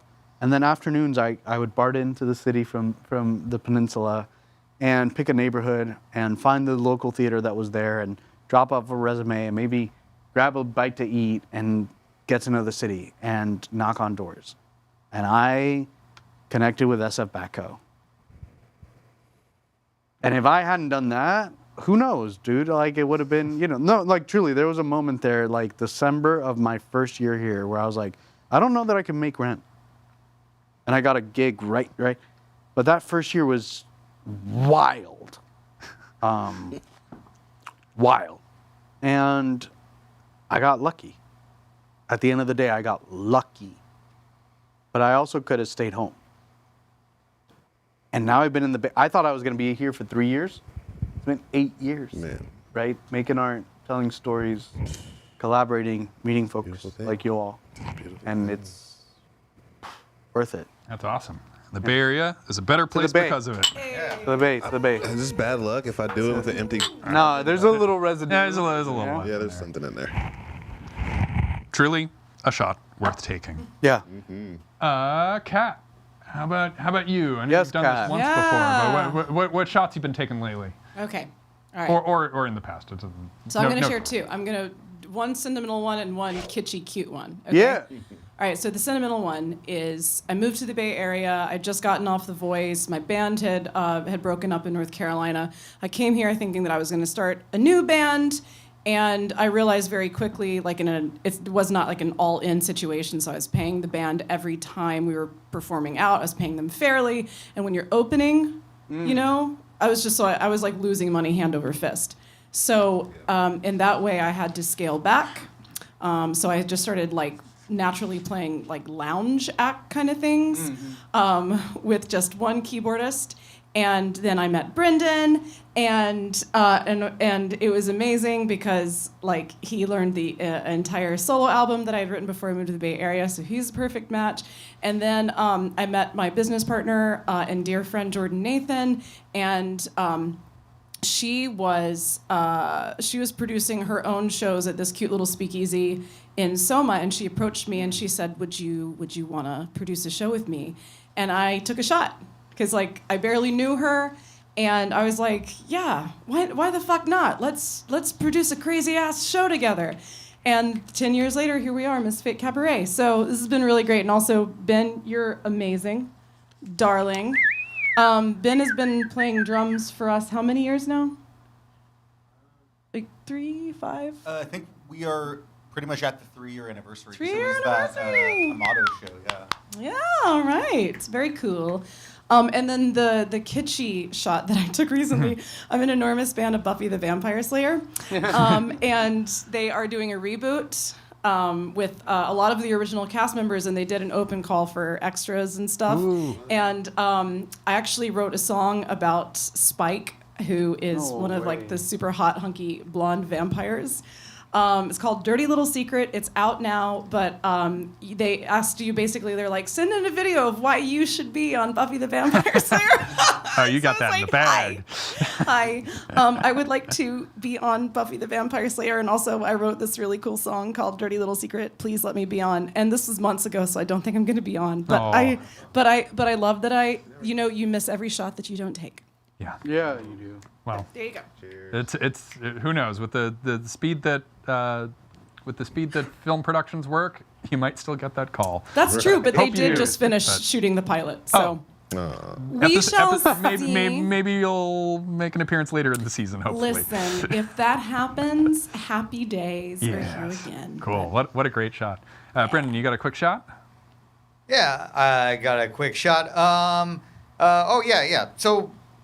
Shortly before I started work with Misfit Cabaret and everything, I was a professional academic tutor, working with the already rich and successful all around the country and beyond. They were flying me out to places and stuff, and I realized at one point that this was not for me. This was not for my artistic career, and I've been playing music for so long. I should finally just kind of dive in with both feet, both barrels, whatever analogy you want to use. And this was like 2015, and I quit that job and scaled it way back and focused entirely on music, started to try to make like a little life plan, like all the different ways I could market myself and work on my own music and join bands and do shows and everything. And it was about like right in the midst of that that I was hosting an open mic. I hosted the Hotel Utah open mic for 14 years over at 4th and Bryant. I just moved on from that back in June. And someone I didn't know whose name I absolutely mangled, named Kat Robichaud. I took French in high school. I don't know why I got that wrong, but she played a great song, and then I didn't know, but she was there because some friends had said like, hey, you know this piano player is pretty good. It might be helpful for you in this show that you're looking at. And it was something that happened like right as I had made this big life-changing choice, and it was a stars aligning thing, and it was that shot, I guess, in that way that kind of made that happen. Also, I lost on Jeopardy a couple years prior to that. No, I don't want to give it away, but if you know the song "I Lost on Jeopardy," you might really like what we have in store for you for our new Misfit Cabaret show on Friday. Oh, exciting. Very cool. Well, congratulations, Brendan. That is not about losing on Jeopardy, but, I mean, getting on Jeopardy in the first place is pretty cool. Oh, and he got it. Hey. All right, Ben, what you got? Yeah, I have a shot. I have my giant shot of water. Yeah. Yeah, water. Yeah. Probably, like, I took, like, one really big shot in 2018. So pretty much in 2017, like the moment I turned 21, I went to open mics immediately because I really wanted to like meet the local community and like get better at like my own music and sorry, I'm gonna raise this up and meet people. And within the first couple months, I met Brendan and I met some friends, Chris Sonko, that's a Lexicon artist, and I became we drummers, love Chris Sonko. which they have both performed here. Funny enough, that's why I named them. And as I was happening, I was also finishing up college, and I transferred to Orange County to Chapman, and realized how much I missed the Bay Area. It was the only time I've ever lived away from the Bay, and so I think the shot I took was I dropped out of college, so I never finished. I'm like 4 credits away that are probably completely expired now, and I just really wanted to work on music immediately, both drumming my own stuff and comedy, and in the first couple years of doing that, I met Kat, I met Brent. I started working more with Brendan. I started playing for musical theater. I performed at the New York Comedy Music Festival and SF Sketch Fest. And I'm about to hit the 7-year anniversary of that decision. And it is the best decision I've ever made because, like, why wait to start living like the life you want to live? Yeah, bravo. Let's get fucked up on water. Yeah. Hydrate, motherfucker. Hey, you've got something a little bit more fun over there too, right? You've got our longtime viewers of the show know that Steve has been courting Guayaki as a potential sponsor for the show, but I'm not Steve. I'm here because I want Frazzle to be our sponsor. Shit. This thing is far too many ounces of caffeinated slushy, which is available right around the corner from the studio here. Oh. So Frazzle, So good. call us. Wait. 'Cause I drank this much before the show, and I'm still buzzing off of it. This stuff is crazy. I mean, you want to try this? I do. Be careful. It also doesn't taste bad. Wow. Yeah. Oh, dramatic. The flavor I chose was, so my shot was that I decided to try, no. that is a shot. I can't say yet whether it was worth taking though, but I don't know. I'll take the easy one and just say the shot was deciding to just try to go ahead with the show tonight. Good for you, host it. Gordon. So, Thank you. thanks so much for rolling with it. I know I've been kind of like an off-screen host from time to time, but it's been great hanging out with y'all. Cheers. And likewise up there. So Do it, brother. cheers. Here we go. Yeah. Okay. No, I'm not acting. Steve, I don't know. We need to find out if Steve is acting when he does it. I mean, admittedly, I'm drinking Costco brand tequila blanco, so. Listen, do not speak ill of Kirkland brand. Some of them That's I right, really guys. like. I just wasn't really in a whiskey mood just now and figured, but Yeah, that's, Kirkland's- I don't know if that's a shooter. That's a mixer right there. Kirkland's for the Anyway, people. oh Especially boy. since they Wow, don't the get rid of combination of their that tea. frazzle and the, combination of the frazzle and the tequila is really doing a turn on me. Let's ask some fun questions. Uh-oh. So, I've kind of glossed over this. This is normally something we lean into harder, but in the heat of the moment, I've kind of missed some of Steve's notes over the course of the show. We love celebrating every damn day. Every day is a holiday. Google it. Today was a really cool pile of holidays. We had Literacy Day. We had employee and boss exchange day. Yeah, I'm sure. I don't know what's really up with that one. Sure we did. We struggled to come up with a good bit on that one. No, we had an idea. Anyway, normally we lean in a lot harder on these, but I'm gonna try to tie this back in a little bit right now, but also ask you some cool questions. Okay. One of the very important ones. Oh, Star Trek Day. Hence this large number of Star Trek cutouts that did have do surrounded that. us at this Sorry, point. we're having a malfunction with Patrick Stewart's head. P. Stu. No, not Literally- Sir Patrick. Literally, just as you announced it, his head flopped. Oh, forward. Did my he God. faint? What a shame. Did he drop? It He looks was like just like, it looks I like he's am stable. ashamed. Yeah, ashamed of this. Anyway, one of the actually important ones. I mean, Star Trek is. We're in another golden age of Star Trek, I think, right now. Yeah. There's some really good stuff going As on. they say. But one of the most important things is it's Iguana Awareness Day today. Which iguanas are like. Don't get Should I show? They're having a hard time these days. Global warming it's both too hot and too cold all the time. Be aware of iguanas. Dude, very aware. Florida Cool. native. My job here is done. Thank you. Good night. dude, I have to because this happened pre-show. I did not know. Florida native. I literally have a picture of a fat iguana. Can you give him backstory though? Just a little backstory. 'Cause we need to About get our back on track conversation here. or how I got this iguana. How you got this close to a big iguana? Oh yeah, so no, it was just a normal day in Miami, which is that I showed up. It was the holidays and my friends were like, want to do the boat? I was like, as we do the boat, because you do the boat. But like literally, as we're leaving, can you look at that exposure? That's awful. But you can. Can you turn your brightness down to Will make that that help? expose a little better? Yeah. Look how big. Yeah, Ira, let's Look at that. Look at that iguana. maybe a little bit more. No, that's pretty good. Whoa, that is a Dude, big ass it iguana. was like a 5-foot iguana. Okay, well, at least that iguana's thriving. But Thriving. be aware that we need to do more to support our iguanas. Yeah, the question for you all is, iguanas can run 21 miles an hour. I've seen it. What is a skill that you each have that would surprise people? Or I guess you're not surprised by iguanas running 21 miles an hour, but I'm impressed. pretend you were surprised. No, I'm surprised. That's pretty It'd surprising. take you by surprise. A skill I have that would surprise people? Yeah. Damn. You want to go first? Or you want me to go first? I don't even know that I have any skills. You want me to go first? You go first. You can go for it. you can light no, up a room. I'm gonna think. No. You go for it. You Okay. got skills. I mean, I don't know if people would call this a skill, but I sweat really easily. Yo! Hey! Better than a lot of people. So that's my skill. That's a skill.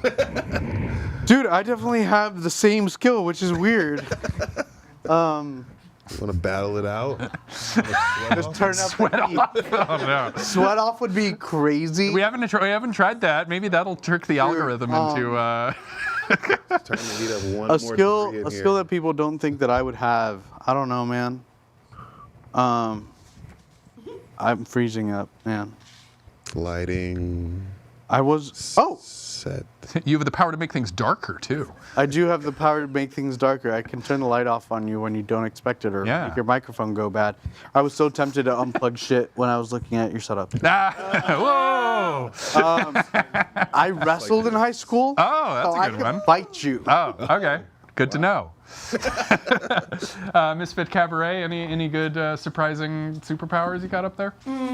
I was ranked 7th in the state for USTA when I was growing up. Wow. Yeah, I come from a sports family, not an artistic one.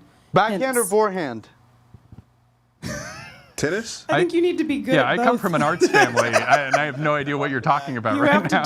you have to do both. I mean, everybody hates backhand. I'm No. definitely more of a front hand person. I'll say it to your face. Yeah, and then I graduated high school, and I said, I'm not going to do sports no more. I'm going to art school. Parents love that. I hear that. That's what I did. All right. Getting it in before Ben. I took. I'm a 10 years tap dancer. What? Yeah. No way. I'm sorry about all these rugs and stuff here, so I can't. You're just gonna have to take my word for it. But Oh yeah, we could peel something up over here. maybe we'll do that at the end of the show. Stick around, and you get to see not only Brendan's amazing perfect pitch, but also the tap dancing ability. all right. Well, we'll see if the noise or funk will be brought in. Ben, superpower? Well, I also can run 21 miles an hour. That's crazy. Whoa! No, probably the one that I don't really tell people about. I'm not the best at fighting games, but when I was in college, I did go to a lot of tournaments, and then Street Fighter 6 I've been playing a lot, and I placed 8th at a tournament. Whoa! Which is out of like 50 or 60 people, which is Wow. Okay, we might have a segment that we're going to need to rope you in on a little later in the show. And then I also placed 2nd place in a Mario Kart tournament that had 100 people in it. Wow. Whoa! Jesus. Oh, are you up on World right now?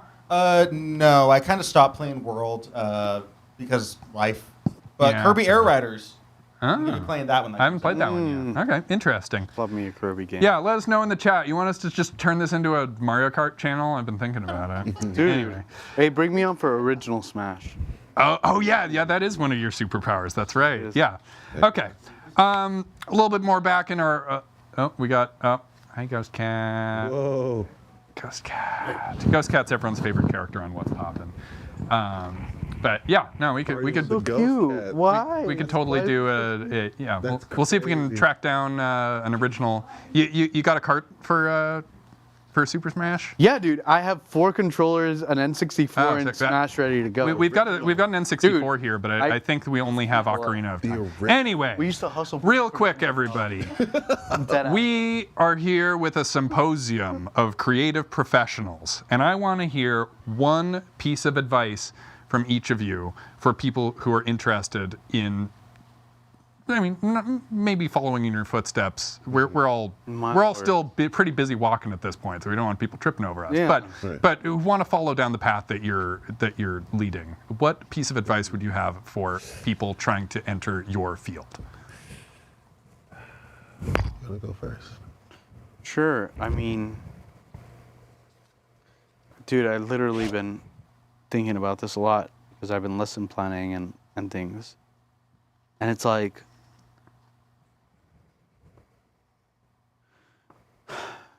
I went back and I read, because I was trying to pull selections from a book that impacted me a lot when I was getting into theater in college, called Backwards and Forwards by David Ball. Everybody read it. It's 86 pages. It's super easy. Most of the pages are half pages. But, you know, it says you can't do anything about your talent, but you can do a lot about the way that you read plays. And I think that's so true for me, right? Like, I know people who are stronger, faster, saying at Mostly church. iguanas, yeah. Mostly iguanas. Iguanas are fucking crazy. No, but like, you know, there's something about intentionality. There's something about meticulousness. There's something about finding what makes you happy and makes you feel full, but also doing it intentionally. I think that I've fallen into, at many moments in my life, the pitfall of like, well, this is what I do because that's what I do, and losing the intentionality, and your work suffers. It doesn't matter if it's the best thing in the world, it's never gonna be. There's always someone who's better, and there's faster, and there's stronger, and there's more creative, and whatever. That's not what art's about. Art's about expressing yourself the best way you can with the tools that you have. Yeah, I don't know. That's where my brain has been lately, because I see so many brilliant artists who do the best that they can with what they have, and I'd way rather see that than people who have every single tool in the world or who just don't care or don't try. Yeah, my whole creative career has been at this amazing point right when the technology became affordable. Right. And like I got into recording because GarageBand came free on my computer. Right. And I was just like, oh, wow, this is cool. Like I can just record music and make it happen. So the fact that, and people make, I think the legend is like Billie Eilish's stuff was all like basically GarageBand productions and stuff. So it's, Yes, but also, who cares what they're doing on Broadway? They have $8 million for their lighting rig. That's the fun of it, right? though. Like, but cool, I agree care. with you. I got $10. You know what I mean? It doesn't matter. It'll be beautiful if you do it with intention and thought. Right? No, I completely agree with you. That's awesome. DJ Say? Yeah, I mean, kind of to piggyback on that, I would say someone aspiring to do the arts, music, or DJing is just basically don't be afraid to fail. Don't be afraid of failure, because I feel like as an artist, that's our superpower. The more you fail, the greater you become at whatever craft that is, because you just learn from experience. I feel like failure is a form of pain, and pain is like a signal of growth. And so I feel like the more shots you take, the more you make. If you don't take those shots, you'll never know. You'll never, sharpen your sword in that fashion if you don't make attempts at what it is you're trying to do. And there's no way around the failure. There's no way around it other than to experience it. The more you record, the better artist you'll become. But to get to the artist you want to be, you have to, take it from step A to step Z. That's my advice. Beautiful. Yeah. Totally agree. Yeah. Cat and Co., what advice do you have? I would just say be yourself. Like, unapologetically be yourself.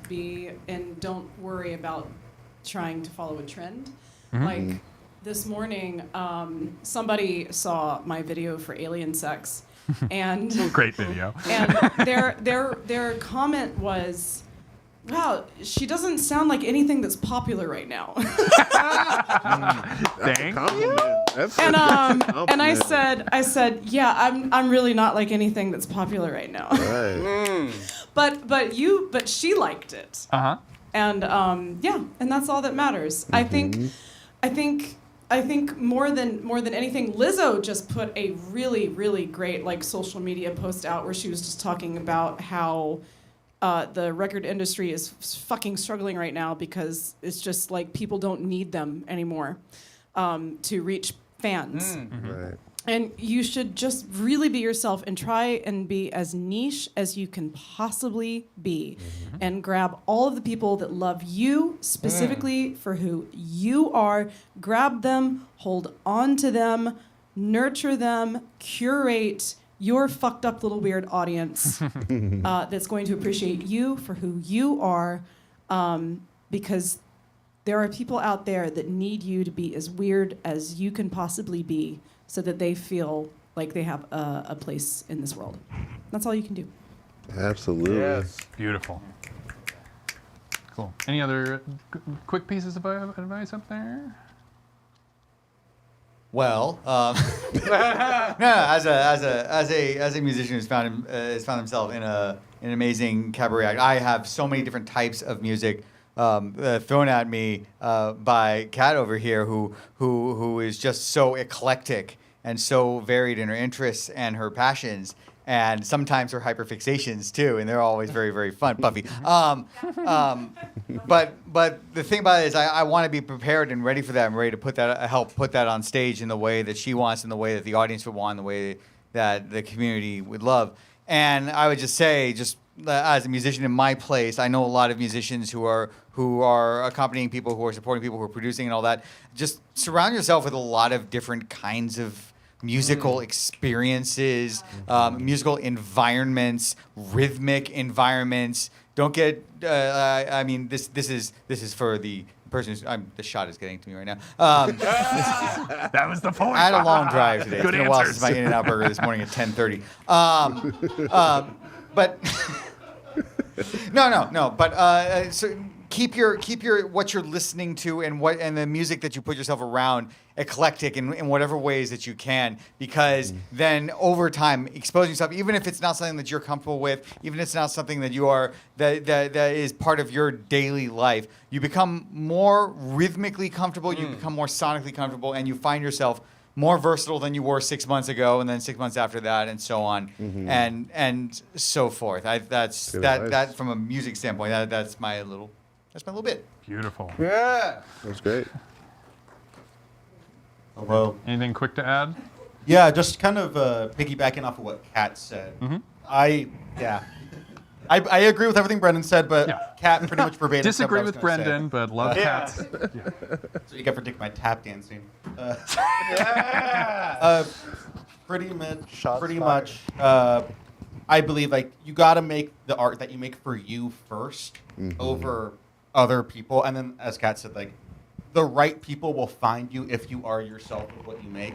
No matter if it's music or theater or anything with art, you just have to make what you want to see in the world. Make the art that you want to see, and then the right people will find you. And something I have been working on since I was very young is like redefining your idea of what success looks like, because majority of the time, what success is going to be to you is not going to be what you thought it was going to be. So kind of this idea of you don't need to be upset with yourself for never reaching a goal that's always going to be ahead of you. So kind of take time to look at where you are and be appreciative of everything that you have. And not take it for granted. That's great. Absolutely. Oh yeah. Yeah. Well, I feel like we've had a lot of beautiful wisdom here in the room. We're about to get into Kat Robichaux's Misfit Cabaret set, but real quick, one lightning round. Oh shit! I can't skip this. This is where I'm contractually obligated to ask this question because it's a What's Poppin' standard. You're not gonna be good at this. Lightning round. Claudio, you ready? No. What song do you wish was written about you? Oh my lord! This is not lightning at all. I am what I am. There we go. DJ Say. Rich and famous. Who's that one by? Any rapper. Oh, okay, cool. Kat Robichaud. Lady Grinning Soul, David Bowie. Ah, good. Brendan Getzel. Oh shit. I wanted to do Bowie myself. Darn. Oh, You can still do Bowie. You just have to do a different song because that song was about Kat. Lightning. All right. Lightning. Lightning. Weezer's The Greatest Man Who Ever Lived. There we go. Nice. Ben. Ocean Man by Ween. It's the only song that was in my head. I would love to go again. And a song that I don't really feel like would be what I would actually want written about me, but I feel like Steve would have gone, comma, iguana. Okay. Yes. I think I gotta go. Yeah, right. All right, with that, let's take it up to the main stage for a few songs from Kat Robichaux's Misfit Cabaret. Break legs. Hi, okay. So, we were told today that it's Star Trek Day. And funny enough, I have a song that I wrote called Alien Sex, and it is about all of the tropes from TV and movies that human beings just really tend to like to have sex with aliens. That's what this song is about. Here you go, it's Alien Sex. 1, 2, 3, 4.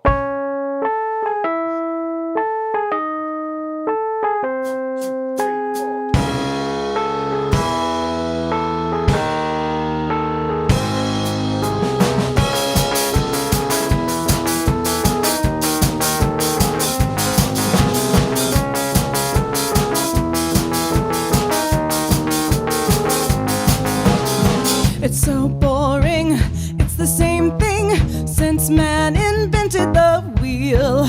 2 legs and 2 arms, stand up straight, back to leg, hair and heels. We've seen it all coming down the conveyor line. Want something with the new beat, show us new things ready to play make-believe with something we cannot conceive. And you could show us everything, but humans only want one thing.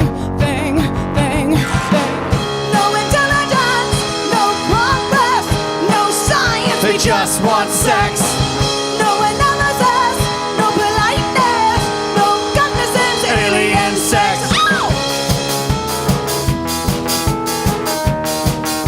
We just want sex.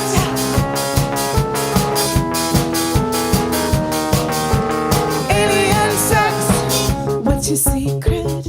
I can keep it. Show me yours, I'll show you mine. You don't even speak my language, but your tongue functions just fine. Show me how you operate. Which button should I press? Life's been so very missionary. What new position should we test? No intelligence, no progress, no science. They just want sex. No analysis, no politeness, no cognizance. Alien sex.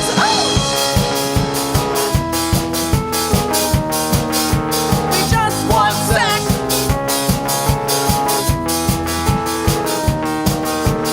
Alien sex. Mork and Mindy, Rachel and Descartes, Shatner and Marta and Dealer and Shana, oh yeah, and Dallas, Frank and Berta and Brad, the Doctor and companions, Jeff Goldblum, I want you back.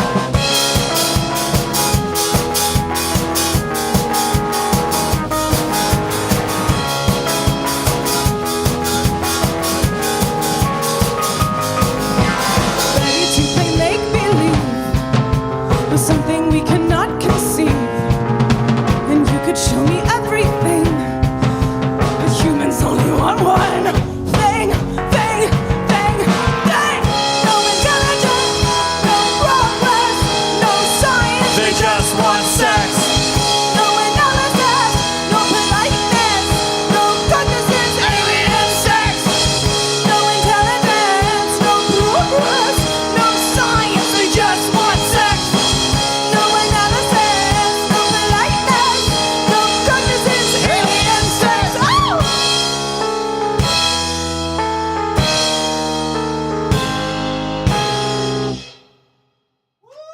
Thank you.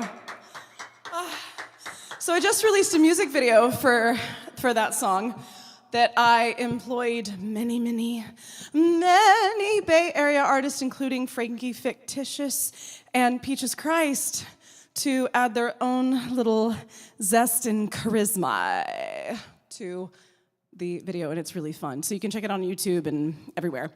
The next song we're gonna do is called Vampire Love, and it's not based on Buffy. It's based on Catherine Bigelow's 1980s film noir vampire classic, Near Dark. And this song and music video are also out. So this is Vampire Love.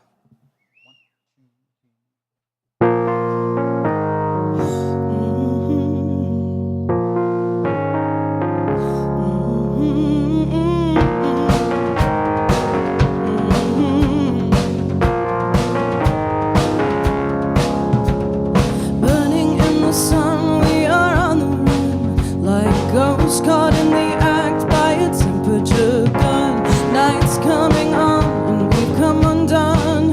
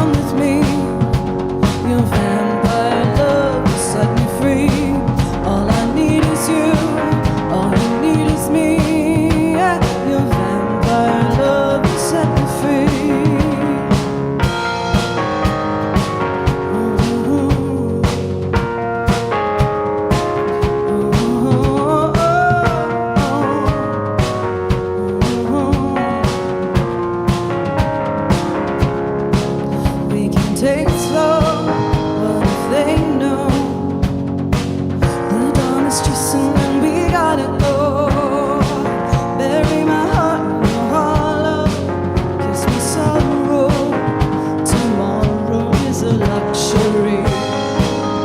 The future we may never see. You and me can hide inside this dream, and we can slip into the night, vanish into the night, where the light is so bright.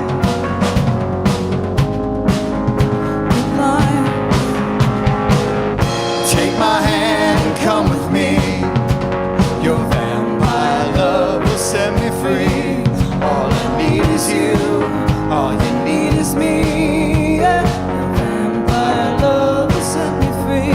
Tell me you want me, tell me you need me, tell me there's only you and me and nothing. Take me completely. Tether yourself to me and drink me, drain me. Take my hand, come with me. Your vampire love will set me free. All I need is you, all you need is me. Yeah, your vampire love will set me free. Take my hand, come with me. Your vampire love will set me free. All I need is you, all you need is me. Yeah, your vampire love will set me free. Take my hand, come with me. Your vampire love will set me free. All I need is you, all you need is me. Your vampire love will set me free.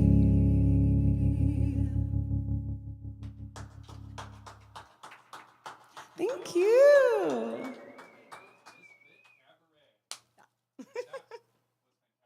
Thank you. Man, these conversations have just been so good that we're running a little low on time. But stick around, because we have 2 segments coming up. 1, the date book. 2, if you like Kat Robishow's Misfit Cabaret, we're going to have one more song from her at the end of the show. So stick around. We're going to have a short break, and we will be right back right now.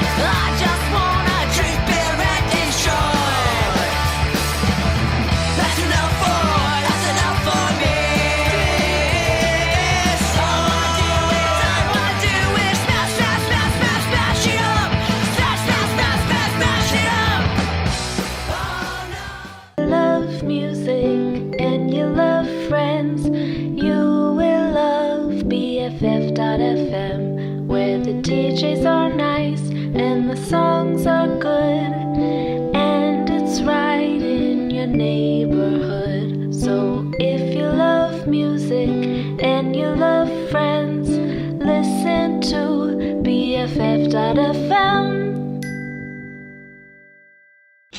Okay, Horde Guitars, what they got? They got pickups, and they got these pickups, they got more pickups. Ooh, look at this pickup. Oh, and I got this pickup, and then that pickup. Oh, there's so many pickups. Oh, more pickups.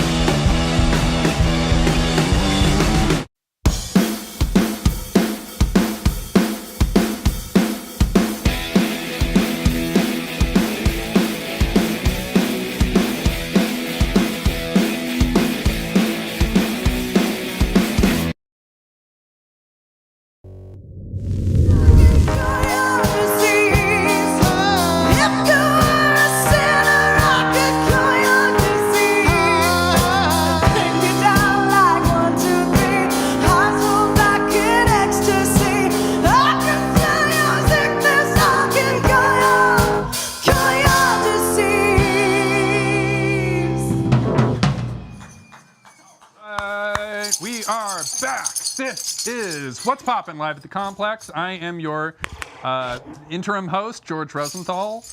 Thank you for sticking around with us. We are now entering, whoa, when this earthquake stops.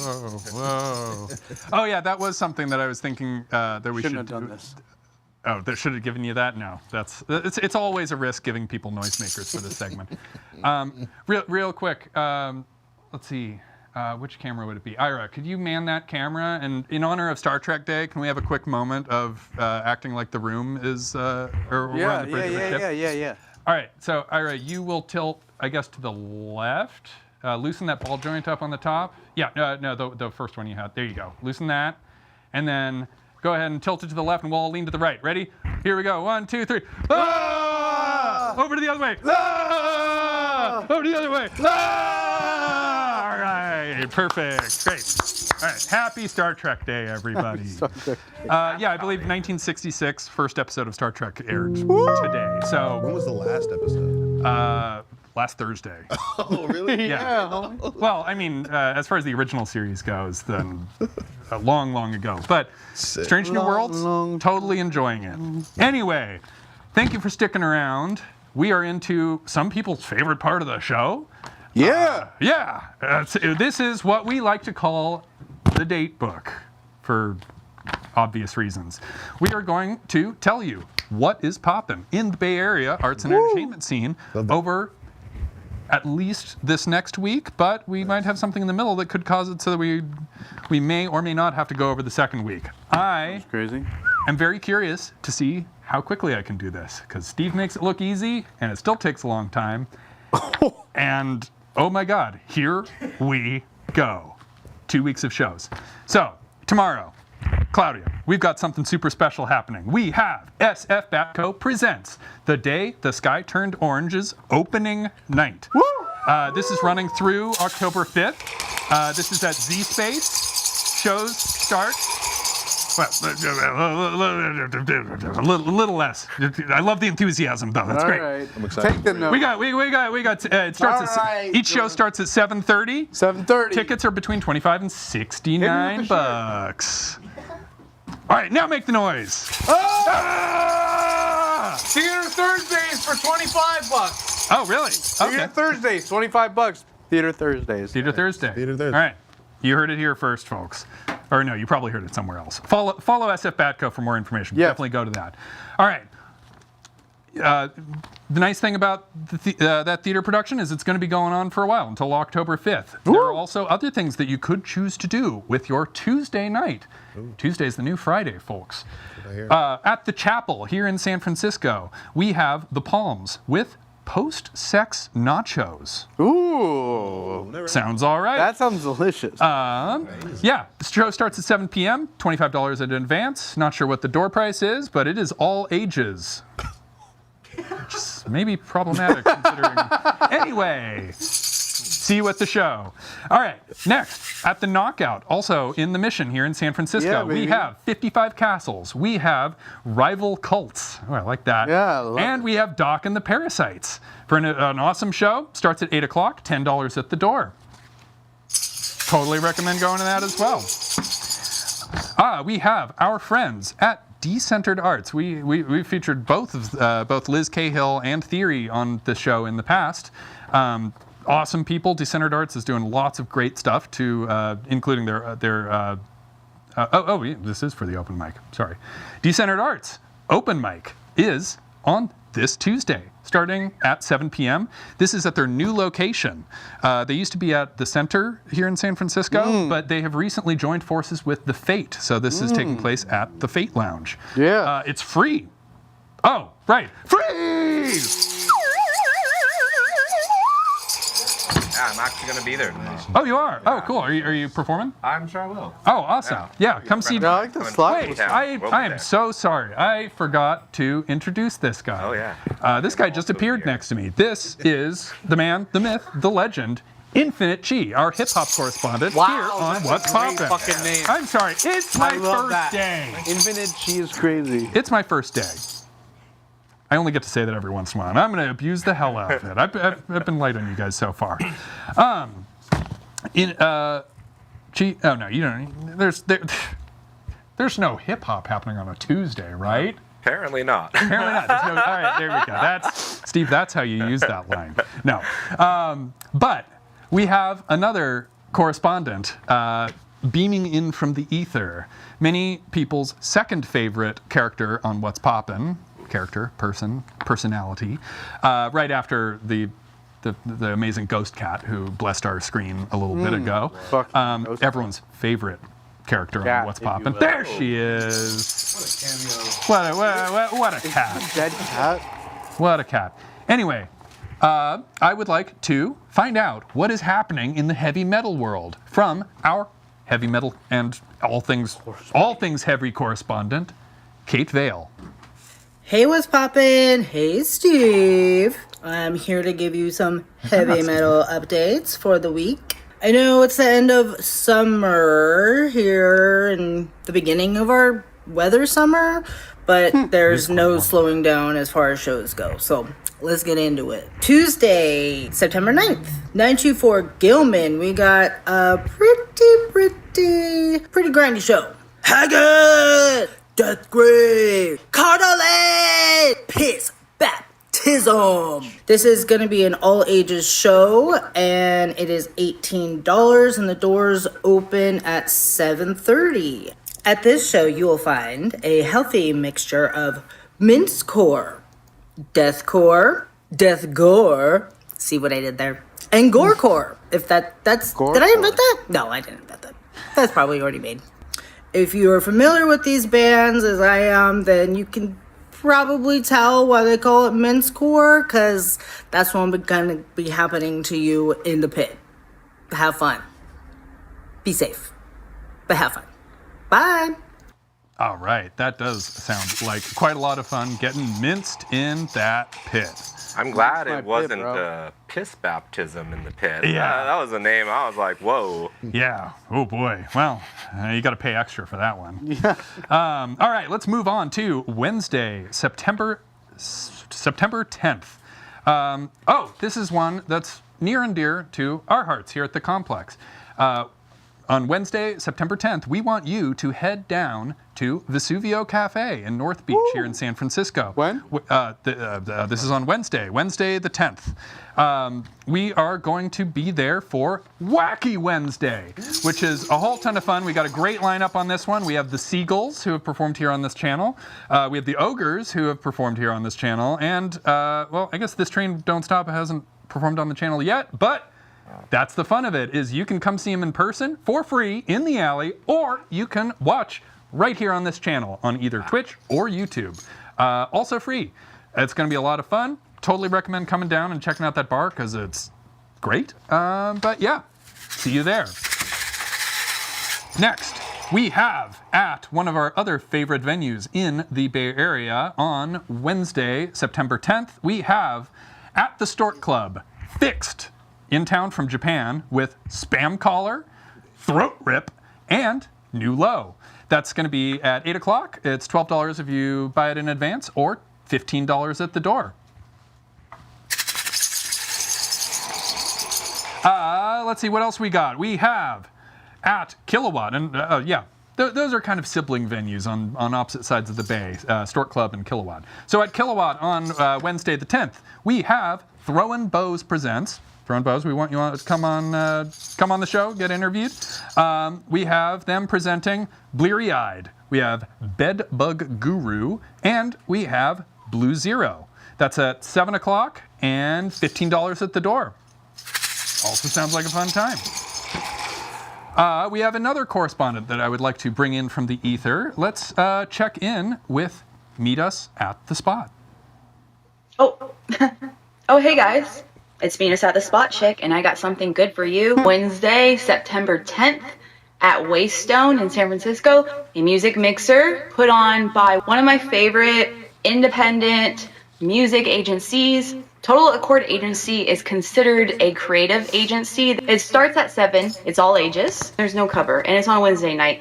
And vinyl sets, dancing. There's food. What are you doing on a Wednesday between 7 p.m. and 10 anyways?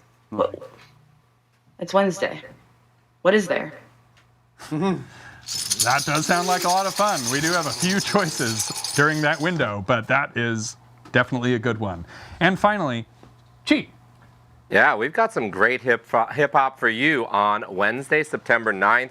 We've got the Flow Lounge at Cali's Sports Bar in Berkeley. It's their 1-year anniversary, and they're having a special performance from somebody who recently blessed our Check the Rhyme stage right here. Nitty 420 is going to be there performing. It starts at 9 o'clock, and there's $200 cash prize for the best written verse. You never know who's going to show up. I was hanging out over there, and I saw Mr. Fab, the last time I was there, so holy shit. And then also, we've got here in San Francisco, if you don't want to cross the bridge, you can go to Knock Knock, where we've got Accept Yourself, Passage, Loki Tamba, who recently also rocked this stage, May, and they're going to be jamming afterwards. So they said bring your instruments too. And yeah, that's Knock Knock, 7:30, right here in San Francisco. Very cool, Chi. Thank you so much.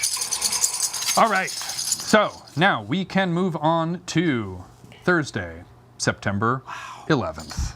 Jesus. Never forget. No, not because of that. Oh, not because of that? Yeah. You guys are doing so much work. Yes, sir. Just doing my job, ma'am. It's a lot. To quote the great Dwayne "The Rock" Johnson. My lord. Yeah. No, we're getting through it. Also, part of the fun of this, well, fun I say, is that I will go home later and chop up all of these individual show call-outs and repost them onto Instagram and tag all these cool bands. So if you're watching now and you're like, oh God, I can't write this down this quickly, just follow us on Instagram, What's Poppin' at the Complex. And every morning I wake up and I go in and I chop up these videos, and this one's going to be extra crazy because I'm going to be staring at my own face for 2 weeks instead of Steve, who's a dream to stare at. No. Anyway, yeah, please follow the Instagram. There are a lot of cool platforms in the Bay Area that do this similar type of datebook presentation, including White Crate, and we've been seeing Beat Scout, and there's a whole bunch of other really cool ones. But we're the only ones who will read it to you. All those other ones, it is Literacy Day, so I guess we should be encouraging people to read. But yeah, please, if you haven't followed us already, yeah, just give us a quick follow on Instagram. It's free, and it's just the stories, so it's not like they're around forever. They're just there for the day. It's great. Sorry, wasting time. We need to get back on. No. I need another sip of this dangerously caffeinated beverage. It is like 10 o'clock. I know, but we really need to pick this up. This is going super long. Okay, Thursday, September 11th, at the Ivy Room in Albany, we have Hugo de la Lune with Oddity. Very cool artist, Oddity. I don't know Hugo de la Lune personally, but I've seen Oddity perform, and they are very good. Highly recommend. 8 p.m., $18. Yeah, go to it. All right, and tonight we are visited by not a correspondent, but a very cool artist in the community who has sent in a cool video to let us know about what cool stuff they've got going on Wednesday, September 11th. Let's check in with Paul from Reisender. Yo, what's poppin', Steve? It's Paul from Reisender, here to tell you about our show happening on Thursday, September 11th at Bottom of the Hill, my absolute favorite venue in all of San Francisco. I feel like I've been there hundreds of times. I've caught so many great shows. It's such a great and special place for live music in the Bay Area. We're going to be playing a show with our friends in the Chaw, another great band out of the Bay Area. And we got some new music. I got a new band. We're coming down from Portland, and we're so stoked for this show. So don't miss it. It's going to be a very memorable September 11th, but for the right reasons, of course. And we'll see you there. All right. Ciao. That's awesome. Thank you, Paul. Yeah, we're really missing you down here in the Bay Area scene. You used to be a Bay Area artist for a long time and moved up to Portland a couple of years ago, but still makes a point to visit on a regular basis. So happy to have you back, Paul. All right.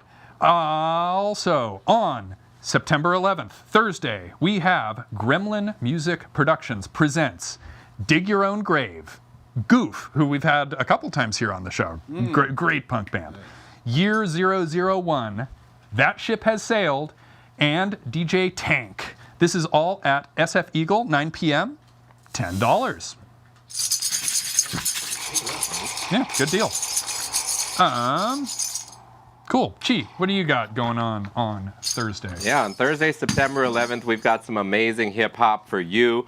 All of these are Check the Rhyme All-Stars who have blessed this stage, and they are all in one lineup. It's bonkers. We got Barbados, Jacob Del Oakland with Bag of Tricks, No Expressions with Def Kid 1, Sunny South, Miles with a Y, and they are all rocking Brick and Mortar. That's an 8:30 show, $15 advance, $22 at the door. Or you can head across the bridge to Oakland at the Continental Club. We've got the Ruckus Revival. This theme for this month and this variety show where you see everything from burlesque to rap battles is true crime. And I know there's going to be some really edgy stuff out there. So $25 at the door. That's an 8 o'clock start. So 2 great choices for you on Thursday. Very cool. You know if there are any clowns at this one? Probably. There usually are. Ooh, but fun. I'm not sure. I love some clowns. Yeah, I know that Tasmania's got something cooked up, and she's one of my favorite performers. So very cool. Spiral Spider is going to be doing some pole dancing or something. It's going to be wild. I need to actually make it over to one of those at some point. This will be a good one. It sounds like fun. Cool. Jeez, we've still got more on Thursday. Thursdays are crazy these days. Valencia Live. Ever since I think starting the pandemic, maybe before then, they've been doing street parties on Valencia between 16th and 19th Street. This one, Valencia Live, we've got on September 11th. 3 stages curated by Carnival San Francisco. Blondies and the Chapel. Blondies and the Chapel are both curating it as well. There's, a lot going on. Just if you want something fun and free happening on a Thursday, starting at 5 p.m., just go hang out on Valencia. Get some pizza, get a burrito, do both. Sounds like a great idea. All right. Let's check in with Kate Vale again. You got your butt over there. Great. I lost my shaker. All right, let's check in with Kate Vale again. Kate, what's happening? What's popping on September 11th? Thursday, September 11th. We're going to be commemorating Never Forgetting over at the Store Club in Oakland. Glowing Brain, Home, Trencher! Show is 21 and up, $12 in advance, $15 at the door. The show starts at 8 o'clock, and you're not going to want to miss it. Good mix of kind of punky desert metal and groovy desert rock metal, and just straight up some speed thrash. So check it out. Have fun. And yeah, I got another show over on the city side.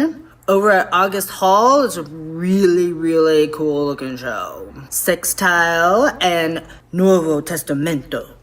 These are really, really awesome, groovy EBM or dark wave, kind of new wavy kind of bands. Really, really dig them. As always at August Hall, it is 5 and up. Legally, you have to be above 5 years old to go inside, so be safe. It's gonna be $40, and the doors open at 7 o'clock. Show starts at 8 p.m. I'm kind of really excited about this one. Gonna kind of warm up for Portola, maybe. Yeah, have fun. Nice. Well, I know now not to bring my 2-year-old nephew, so thanks for letting me know, Kate. Awesome. Very exciting. We also have one more remote correspondent. We have, hailing in from the From the North Bay here in the Bay Area, we have Adrian, who represents Sonoma County Sounds. Adrian, what's poppin'?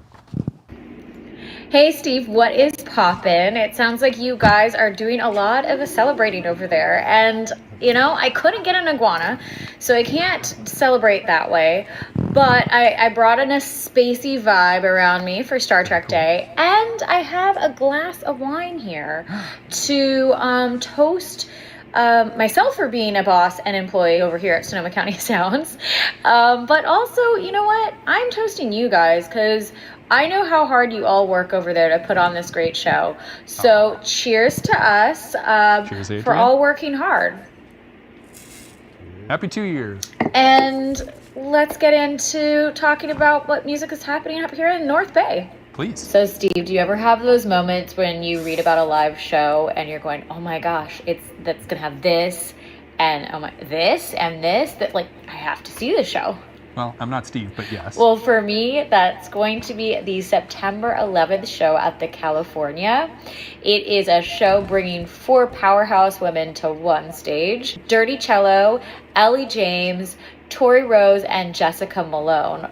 They're all going to be on the stage at one time, and they're going to take turns doing songs. That is going to be at 7:30 to 10 p.m. Doors open at 6:30. Pre-advance tickets are going to be $28, and you can go get that at caltheater.com. And at the door, they'll be $36. So highly recommend this powerhouse show. It's going to be worth it.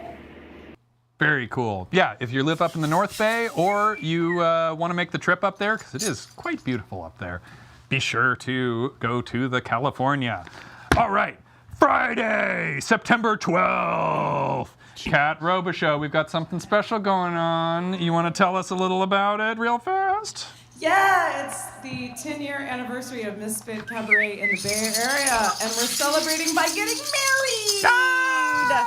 It is a horror wedding musical variety show. We have absolutely phenomenal performers, including Frankie Fictitious, Johnny Rocket, Red Filth, Red Bone, Christine Lee, and Shadow Circus, Creature Theater, 2 brand new spankin' songs by yours truly. And at the end of the show, many people, are actually getting married because our drag queen Johnny Rocket is ordained.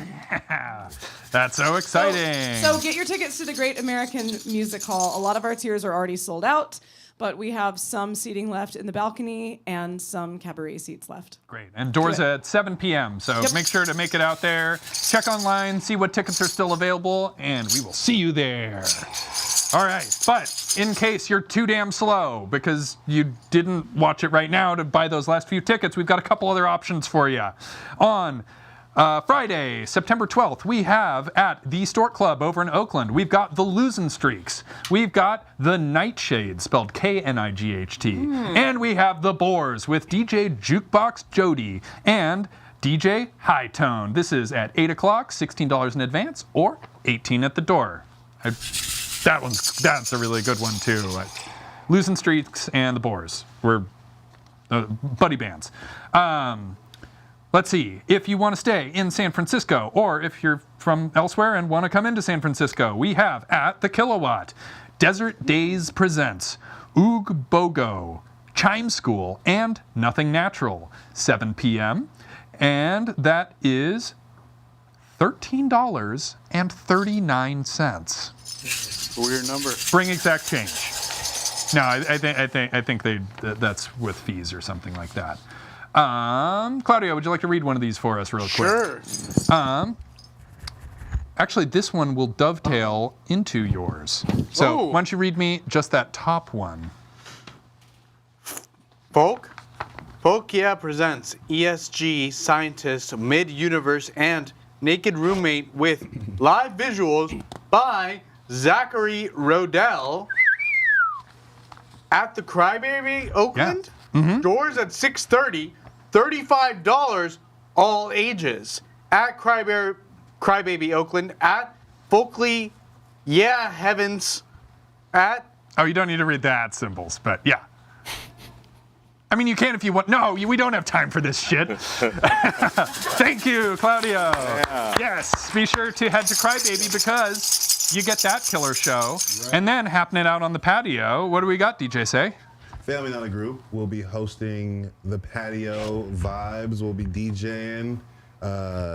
Just vibing out back there while stuff is going on inside, I guess. Yeah. That's awesome. That's a really cool show. And people are going to need a breath of fresh air at that one. ESG is amazing. Mild Universe. I don't know Scientists personally, but the other three bands and visuals by Zachary Rodell, who has been a guest here on the show. That's going to be awesome. So if you're already going to be there, go check out Family Not a Group DJs. Their party and then come to ours right after. Yeah. That's super. That is link up kind of thing. That's so extra cool having both of those things happening at once. Crybaby is doing some good work. All right. More friends of the channel we have happening at DNA Lounge in the big room, not the little one above the pizza shop, which is also fun, but in the big room at DNA Lounge on Friday the 12th. We have Hot Laundry playing with Missing Persons and Able Machine. We have Hot Laundry playing with Missing Persons and Able Machines. That's going to be 7 p.m., 35 in advance, 46 at the door. That's a big one. Whoa. Get those tickets. Kate Vale, what is happening on September the 12th? Hey, over in Oakland and Friday the 12th, we have something that I'm pretty sure everyone needs to check out. What's more metal than metal? Electromancy, Pessimiste, Jefe Machete, Midden. So, Electromancy is a robot band. That's pretty metal, right? Robot, metal, come on. This show is going to be 21 and over. It is $15, which, did I say robot, metal? Robots playing metal. Like the robots, they are programmed to play metal. Be there at 7 o'clock. You don't want to miss it. Have fun. See you there. That's great. And that is a great example. That was a show that was brought to our attention by members of the community. Feel free in advance of our episodes, send us a message with your flyers. Make sure to get it to us well in advance, because if you get it to us in the 2 weeks between when we shoot and when the show happens, we can't do anything about it because we already shot it. But please send it. We love hearing from folks in the community on what they've got popping. That's the name of the freaking show. All right, we are moving on to Saturday, September the 13th. What's poppin'? On Saturday, September 13th is one of the events that I'm most excited about in my life ever. Wow. At the Llama Shack, we are doing a Oasis tea party. It's a combination between the Tea Tribe that throws my favorite Burning Man-esque, like conscious, like community parties. I fucking love it. And the Llama Shack, which is the most magical place I've ever seen a hip-hop show. There's a fucking pond in the middle right in front of the stage. There's fire pits and everything. It's amazing. And we've got Killa Priest, the Wu-Tang affiliate, coming through, along with the godfather of freestyle rap himself, MC Supernatural, along with Just Jay, Syzygy, Bruli, Moon Magic, Atmospheric Funk, and the live official debut of our creation, Freestyle Flow Fest, the craziest freestyle challenges you've ever seen on the planet. I'm bringing in a lot of the all-stars that have really rocked the craziest games that I've thrown at them. We've got Lil MC, Ross Ceylon, another Wu-Tang affiliate. We got Zeps, Jane the Message, Coley, and the Architects coming in to throw some beats along with Syzygy. There's tea service, there's hookah, there's going to be a cypher. I mean, it's going to be absolutely bonkers. So make sure that you get those tickets. They're $75, well worth it, because the event goes from 5 till midnight, and you've never seen anything like this. I guarantee it. Now, if you can't make that, we've also got I Got Your Back, the fundraiser. At this event, you can bring your own t-shirt for a free woodblock print from Krista Rad. And we got performing on that Bay Area legend Equipto. There's going to be food, DJs, vendors, and all of the proceeds of the $15 covers go to families affected by ICE or in Palestine. And that's at El Rio from 3 to 8 p.m.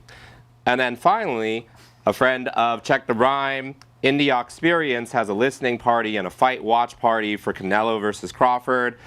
Bring your best song to share. They're encouraging 420 or party songs, and that's going to be at Green Door in San Francisco at 5 o'clock. You can get a ticket with all you can eat food for $60. Damn. A lot of things. Oh, there we go. There we go. All right. Yeah, I've been neglecting my noisemakers. Yeah. Sorry about that, everybody. All right. Damn, that's a lot that's popping. A lot. And there's still more. Okay, so real fast. We've got at O'Reilly's Pub here in San Francisco. That used to be Milk Bar.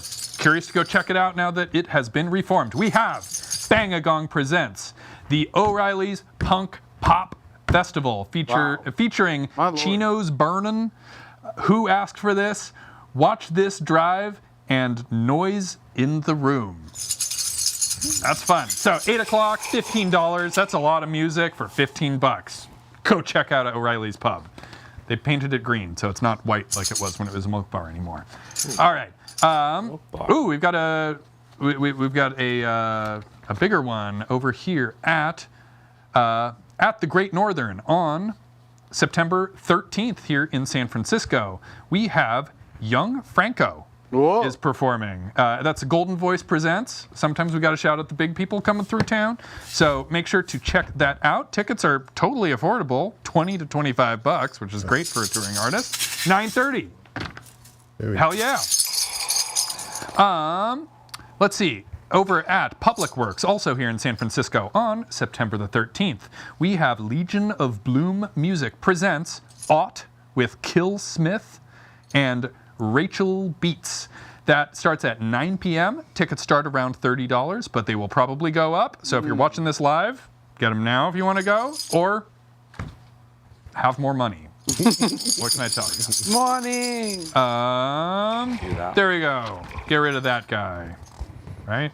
My Lord. All right, man. We're making good progress. We're making good progress. All right. Still on Saturday, the 13th, we have at the Knockout here in San Francisco, Cedar Park, who are celebrating their EP release show with Hit Me Harold, who has been featured here on Live at the Complex, and Celadon. This starts at 5 p.m., so it's an early show. Probably $10. That's usually a safe assumption if they don't have a price listed. So yeah, head on out to the Knockout. All right, we got a couple from our remote correspondents. Let's first check in with Kate Vale. Hey Steve, thanks for mentioning that show with at the Parkside. That is a banger of a show.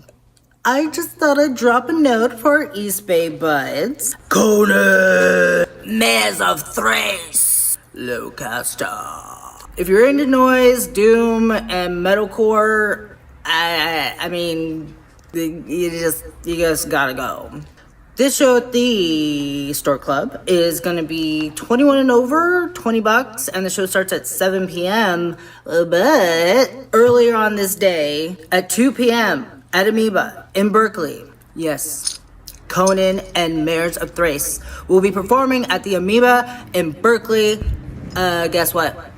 For free! So there's like no excuse. You can go to the early show for free, and then you could go to another show at the Parkside, or you could go to the other same again if you didn't get enough at Amoeba. It's gonna be an awesome day. Can't wait to see you there. Bye. All right, that does sound like quite a bit of fun. And it's cool you get a couple options to see the same act. Yeah, makes so you can see more shows in a day. I mean, yeah, that's what to do with Saturdays. How about checking in with Adrian up with Sonoma County Sounds? I'm curious, Steve, do you know about Porch Fests? I'm still not Steve, but yes. So one of the things I love is they kind of happen all over, and on September 13th, it's going to be the Sebastopol Porch Fest. They're going to do it a little differently this year. They're going to have it happening at Ives Park, and they've built 7 stages to kind of resemble porches, and there's going to be 40 bands throughout the day performing. It is at noon to 6 p.m., so an all-day event, all-age event, and guess what, you guys? It is free. And a bonus they're going to have that evening at 7 p.m. at the Sebastopol Performing Arts Center is they're going to have a closing after show. They do suggest a $10 donation. You can kind of find out more information. I suggest going on Sebastopol Porch Fest Instagram or Facebook seems to have the most information, gives you the lineup and the mapping of where to see everything. So go check that out this weekend. Very cool. Yeah. Awesome. Yeah. Curious to see how, do they have to, because a porch, it's just a stage, but it has to be attached to a house. Do they have to build a house to make a stage to make it a porch? Or I guess we'll have to go and find out. At least in Atlanta, and it's fire. Nice. Yeah. And San Francisco does a porch fest as well, but I've never seen a porch fest without porches. Do we have porches? Right. Huh? No. Yeah. They do it in the Mission. There's some kind of. No, it's more like stare. It's more like stare and stoop fest. Yeah. Oh yeah, I've seen you guys. Yeah, Family Not a Group has performed on that. All right, let's move on to Sunday, the 14th of September. Chi, what's poppin'? Yeah, on Sunday the 14th, we've got some really good options for you. One of them is called Sleeping on Gems, and that's in San Jose, featuring Larry June, Twee, Sango, DJ Lex, Lou Phelps, and more, hosted by Grand O, the Snack Sensei, and Julian Gonzalez. That's at Discovery Meadows. Tickets are $87.64, and general admission access starts at 2 p.m. Nice. And you can go hang out there in the park and then come tune into the complex because our next Check the Rhyme showcase is bringing you Al Bundy, who I saw rock at the Llama Shack with a live band, and he blew my mind. So I was like, I'm going to get you on the show. Nima MC out of Santa Cruz will be rocking with us, as well as Clip Cut. So 7 o'clock right here, Twitch and YouTube at the Complex SF. You'll want to watch those for sure. Very cool. Thank you, Chi. Also, on Sunday, the 14th, we have at the Parkside here in San Francisco. Support it while you can. We have Hard Times Shows presents Ancients, Armed for Apocalypse, and Brahm, starting at 8 p.m. $20 in advance, $25 at the door, and that one's all ages. So, yeah, go. Their kitchen's so good, too. So, it's a great show. Let's see. Getting in a little bit up on, yeah, can we hear, let's hear from Sonoma County Sounds real quick. I think she's got something happening on Sunday. So something really exciting is happening on the 14th at the Oracle Park, San Francisco Giants Ballpark. They have a fiesta day honoring the Latino culture and community, and they're bringing also live music that day. I have a privilege of saying that it is an artist I get to work with, Edu Vega, and he is performing with his band. There's going to be music pre-game and then the 7th inning stretch. The tickets kind of vary depending where you sit. Go celebrate. Go root for a team, go root for live music. I want to make sure that everybody, make sure you wear the appropriate attire, okay? My dog Luna has a jersey on. She'd like to show you the appropriate colors to wear. Orange and black, right, Luna? So I hope I see you guys out there supporting the team. Go Giants. Oh, that dog has spirit. That's awesome. And yeah, since Adrian is getting in on our turf and talking about stuff happening in San Francisco, it's only appropriate that we represent a show happening up in the North Bay. Because we have former guest of the show, Casey Turner Presents, Steve Poltz with the T Sisters and Megan Slackard at Hop Monk Novato. That starts at 4:30 p.m. And tickets are $35 to $59, I think, depending on if you want to get food with that or not. So, yeah, head on up to the East Bay. Or, excuse me, up to the North Bay. Great. We have something fun coming up that I feel like Steve would have had a lot more information about, given that this is something that happens at a secret location. This is the Secret Song Club presents a fundraiser for the Lost Church. Those of you who don't know, we're gonna have Brett Klein, the leader of the Lost Church, in for an interview sooner or later. But it's a really cool independent DIY or semi DIY. They do it right. Those guys. Yeah, exactly. Very, very cool set of event spaces. They've had one in San Francisco. They have one up in Santa Rosa. Some of them had to move around a little bit over the years. So we're having a fundraiser for them featuring some guy named Steve Ward Moore, assuming he's feeling well enough for that. Yeah. Get your Paxlovid, Steve. Whether he's there or not, we'll see. But we also have Kayada. We have Audio Angel and another former guest of the show, Josh Windmiller, as well as Lola and Kai Guthrie, Chris Hanlon, Bree Page, Bryce Dow Williamson, Acoustic Sun, Stevie Cornell, and Late But Ready. This is at 2 p.m., $10 to $20. Go to insidelands.org to find out where this secret location is. All right. That's it. 1 week. We did it. Oh, shit.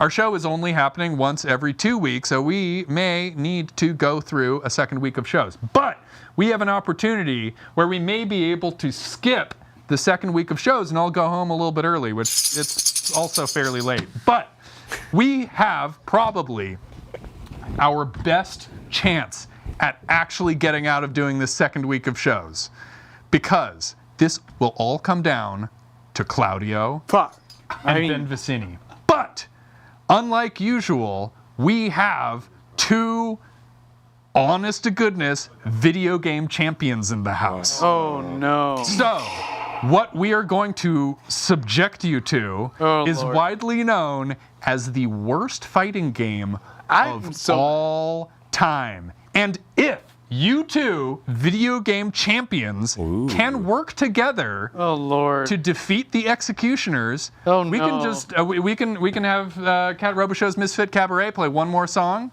and we can all go home. No pressure. So, can we please get Claudio and Ben down here to our amazing video game cabinet? Where are we going? We're going over here. And let's see, is it working?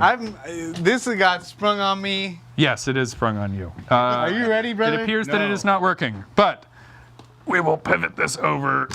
Dan, I'll need you to reset this. To be like a CPU. So, yes, you are working together to defeat two CPUs.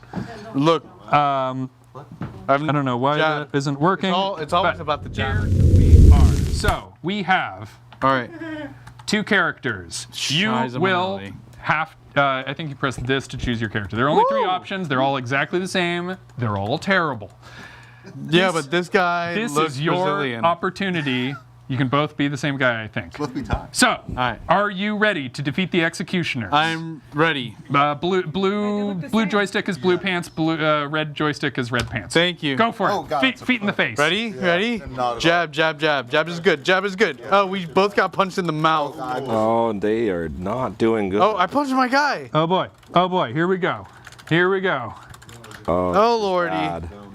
We're getting our asses kicked. Oh, this. Oh wait.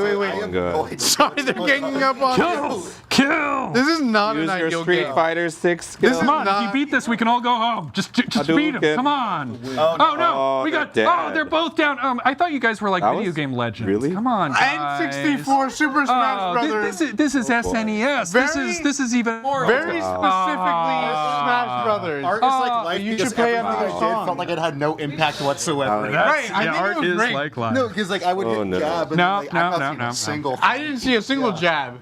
Well. My lord. I'm pleased. I was set up. I'm pleased that Worst fighting game I've ever played. it is the worst fighting game. You're Smash Brothers. Yeah. Well, Yeah, so we discovered that game because of the Matt McMuscle's YouTube series. Oh, Lord. Yeah. He does the worst fighting game. We just got our teeth kicked in, man. Wow. That's the first level of the game. Yeah, that's the first level of the game. What is... Wow. So it's a legendarily bad game. It's... Well, I mean, I warned you about that part. The basic deal is it's a very good arcade game that got ported into a really bad SNES game.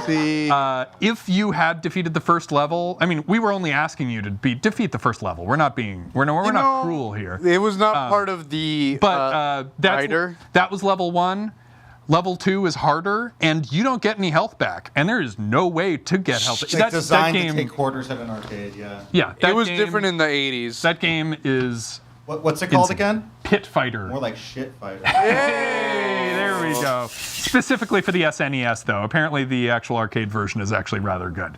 Anyway, the sad news is that you lost. The good news is that I get to help read another week of shows. But we'll try to make this as fast as possible. Oh, actually, let's see. DJ Say, do you have another thing going on at Crybaby on... oh, wait, no, I'm totally reading there we go. Monday, September 15th. This is hard, Steve. Props to you, man. Yeah. Hope you're feeling better. Yeah, Steve. Monday, okay. Setting me up. Yeah, it was like, why are there like 15 things happening on Monday? It's like, there's only a couple things happening. It's a lot of things. Monday, we do have something really special for you. I mentioned White Crate a little bit earlier in the date book, and we, the Complex team, have the honor and privilege to collaborate with White Crate, which, if you don't know, follow them on Instagram at White Crate. They are a really great resource for, similar to this, finding out cool stuff that's happening in the Bay Area. Be sure to submit your upcoming shows to them, and there's a good chance that they'll get included. They are feeling it. That is how I feel. Come on, band. Y'all want some Frazzle? I feel like Frazzle might help. Razzle dazzle. All right. No, but on Monday, September 15th, we have White Crate Presents live at the recording studio Tiny Telephone. We have Josiah Flores and Noel and the Deserters, which is going to be really cool. It's going to be a night of music and potentially interviews, which the in-person audience may or may not get to. We're still sorting out some details. It's going to be a lot of fun. Noel and the Deserters, Josiah Flores, live at Tiny Telephone, limited attendance. We can only have like 50 or so people are there. So $20 at the door, starts at 7 p.m. And if you want to check it out, but you don't want to head in or budget's tight, we're streaming it. So check us out right here. If you're like, man, I want to pay a bunch of money that night, we have the show for you. It's not that expensive. We have on Monday, September 15th at the Great American Music Hall, we have Golden Voice Presents Unwound with Street Eaters. That's at 8 o'clock, $37.50. Hey. Love the Great American. Those bands sound like a lot of fun. Great American. Moving on. Chi, Tuesday, what you got? Yeah, on Tuesday, September 16th, we've got Totally Out the Soil. It's a dual release and listening party, funk, soul, Latin, reggae, hip-hop, and oldies, with vinyl sets by Equipto, Mater D, Brycon, and Jima at Bar April Jean in San Francisco. Damn, that sounds super fun. We got a couple more things for you as options on September, Tuesday 16th, we have at Rickshaw Stop, one of my favorite venues. That's one of the spots where I used to LD. Yeah. Lighting design, not lighting direct. I guess, they would have had to pay me more. Whatever you want it to be, friend. Yeah. So, at Rickshaw Stop on September 16th, we have Molly Nilsson and with Amory and Tricky FM. That starts at 7 p.m. It's $18 in advance, and it's going to cost more if you show up at the door. So get your tickets on the way there. Let's see. Cafe du Nord, Tuesday, September 16th. Armistat and Emily Jane. Emily James. This is going to be an 8 o'clock show. $25. I love Cafe du Nord. That's a really fun one because it was like an old school speakeasy. Sure was. And and you get to go walk down that staircase, and it's sure do. A lot of fun. All right, let's see. Also, man, Steve makes this look easy. How do you keep track of this shit? That was Tuesday. We're good. Oh, I'm curious. What does Kate Vale have going on Tuesday? Come on, Kate. Tuesday, September 16th at Hotel Utah, we got a really cool show. Blood Moon Cult, Edgar Blood, Smoke, Disasteroid. All of this brought to you by our friends at Sinister Sound Booking, which we love. Shout out.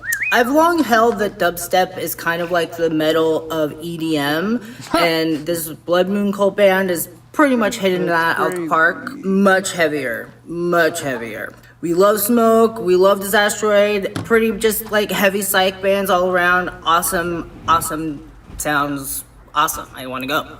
You should go too. Let's go. This is gonna be a 21 and over show at Hotel Utah, $12, and the show starts at 8 p.m. Can't wait. See you there. Super fun. All right, moving on to Wednesday, September 17th.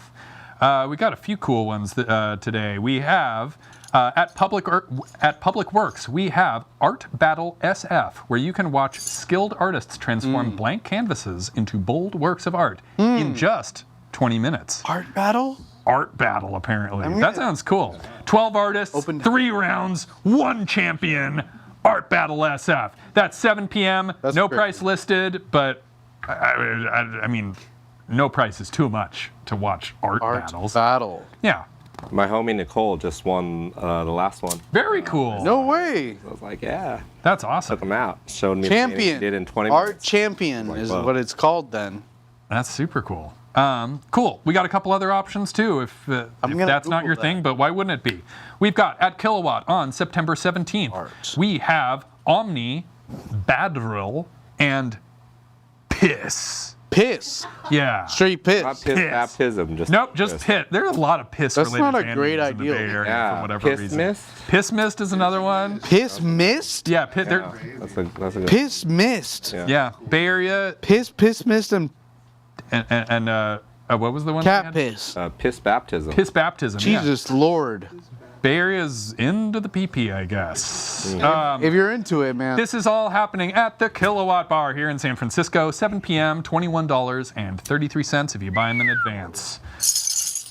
Kilowatt? I will note that it is piss spelled in all caps, so it might be a kiss-related thing. So it's piss! But it's piss! I said piss! Anyway, moving on. Chi, what do you got on Wednesday, September 17th? Crazy. Yeah, on Wednesday, you know the place to go. It's the Flow Lounge at Cali Sports Bar in Berkeley. Okay. $200 prize for the best written verse. I want to see people from our community win, so go. 9 o'clock. Free. Those are all good things. Yeah! That's a lot of money. That's real money. Yeah. Bottom of the Hill. We love Bottom of the Hill. Yeah, we do. Let's go to Bottom of the Hill on September 17th because we have Urban Heat, Mass Minor, M-I-N-O-R, and Night Swimmer. This time N-I-G-H-T, not K-N-I-G-H-T. This is at 8 o'clock, $20 in advance, only $23 at the door, so it's not that much more if you just show up. It's fair. Yeah, that sounds like tons of fun. Yeah! Kate, what you got? Come on, Kate. Assuming I didn't. I'm the All one. right, so Wednesday. I know, there's the Baroness and Weed Eater show at Great American. It's a really good show. But I think that this one over at the Knockout's pretty cool too. After Nation, Sleep Bomb, The Atomic Bomb Audition, Ruinous. Show is 21 and over, $10 at the door. Doors open at 7 o'clock, show at 8 o'clock. And this is gonna be pretty much an atmospheric doom sludge psych, proto sludge, prog sludge kind of vibe, which I love. We all need some new tunes to goob out to, so I love it. And of course, if you can't make it over there's always our party over at Delirium, Heavy Metal Wednesdays. It'll be fun Wednesday no matter where you end up. Have fun, see ya. Very cool. Hey. Thank you, Kate. And yeah, Heavy Metal Wednesdays at Delirium. That's right across the street from Kilowatt. So that would be an easy twofer. And actually, I'm realizing we've got something kind of cool happening on Wednesday, September 17th that I forgot to put on this list, but I used the brain, and now I know that I have to tell you on Wednesday, September 17th, we actually have a show here live at the complex. One of our we have a really cool show. It's, as you know, What's Poppin' is just one of our shows. Freestyle Flow Fest is another one. We also have Cheese Check to Rhyme showcases. But the other prong of this is we have our buddy Jacob Schmidt with his show Talkin' Schmidt. Talkin' Schmidt. Yeah, Talkin' Schmitty. We got a really cool one. We have the band Thea coming in to perform. So tune in right here, 7 p.m. Twitch.tv/thecomplexsf and YouTube.com/thecomplexsf. It's gonna be a fun time. Free. Watch from anywhere. You could watch our show while you're at another show. You could say Thea coming through. You absolutely could say that. Speaking of Claudio saying things. Jesus Christ. That was a good segue. This is why I make the big bucks. Thursday, September 18th. You want to read that bottom one right there? Thursday, September 18th. Folk Yeah presents Rooftop Radio featuring Fake Fruit, The Umbrellas, Now and DJ Andy, Kabik of Vetiver. This has gone wrong. Kabik of Vetiver and live visuals by Zach Rodell. Oh, Zach, you got both of the Zach shows. SF MoMA, 5 p.m., $15 if you're a member, $35 if you're not. So I think the message is get that membership. Get that member. Yeah. All right. Thank you, Claudio. Welcome. Oh boy, this is broken up across 2 pages. All right. So also on Thursday, the 18th, we're almost there, guys. We are almost there. We have at The Independent at 8 o'clock for $23 and plus some advance fees. Playboy Man Baby with Bear Ghost. That sounds fun. Bear Ghost. Yeah, Independent's great. Great sound, great lights. Easy name. Super fun. That's a super fun room to do lights in, by the way. The Independent? The Independent, yeah. I want to. Yeah. One day. Yeah. Now that you're all in on doing EDM lighting, then oh my lord, yeah, you'll get in on that. Yeah, don't get me going. All right. Also on September 18th, we have back at Kilowatt Bar. Man, we do a lot of Kilowatt Bar shows, but that's because they do a lot of really good shows. At Kilowatt on September 18th, we have Mum Runner in town from Finland. Hey. This might be our first Finnish band that we've actually shouted out on the show. So welcome to town, Mum Runner. Yes. Playing with Devoted Fans and Silent Pictures. This show is at 8 o'clock, $10 in advance, $15 at the door. Hey. Come see some Finnish music. This will be a lot of fun. We'll really finish you off. All right. Meet us at the Spot Chick. What you got going on Thursday? Thursday, September motherfucking 18th at the UC Greek Theater in Berkeley. Taking Back Sunday, Coheed and Cambria, and Foxing. The show starts at 6 p.m. I will be here. I got a ticket back in January when they went on sale. I've been saving up all my female rage for this show. You might even see me crowd surf. I will definitely be in the pit. So if you are there, message me and hashtag meet us at the spot. Because the truth is, you could slit my throat. And with my one last gasping breath, I'd apologize for bleeding on your shirt. Bars. Wow. Thank you, Meredith. It's aggressive. Cool. Yeah. Wow. Coheed and Cambria. That was. They're playing at the Greek. That's what we just said. No, I know, but I looked it up. We're not lying here. We do our homework. All right. We are getting very close to being finished. Thank you to everyone here and elsewhere for sticking with us.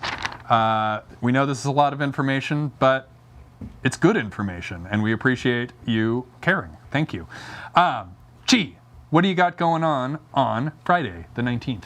on Friday, September 19th, one of the biggest things to ever hit the complex is coming because we've got an entire Check the Rhyme show built around one act, and that's MacArthur Maze.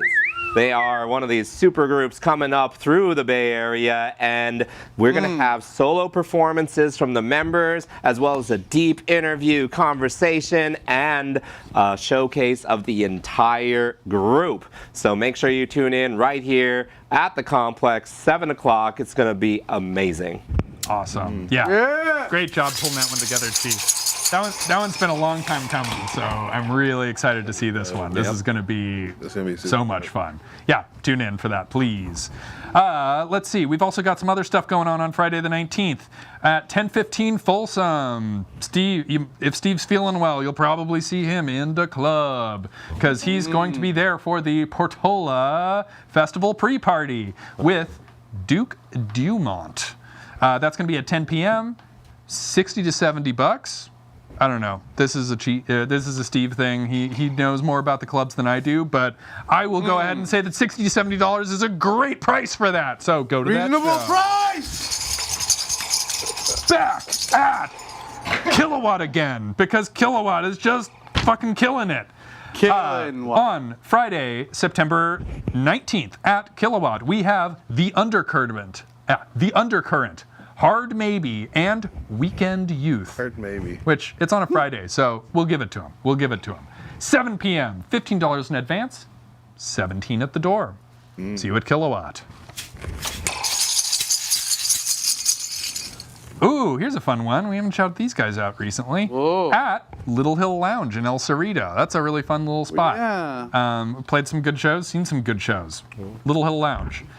We have Danny Boy Records presents Above Me, Rhymies, Ryan Gonslaves from Ouch. Oh, cool. Oh, and Ryan Gonslaves from Ouch. Yeah. That's at 8 p.m. and it's free. I love a free show. You gotta love a free show. Yeah, Little Hill Lounge is a lot of fun. There's got to be a way to get there via public transportation. I've driven. It's felt far away, but it's worth it. So do it. Also, Friday, September 19th, we have at Rickshaw Stop, The Armed with Prostitute. 9 p.m., $25 in advance, probably more at the door.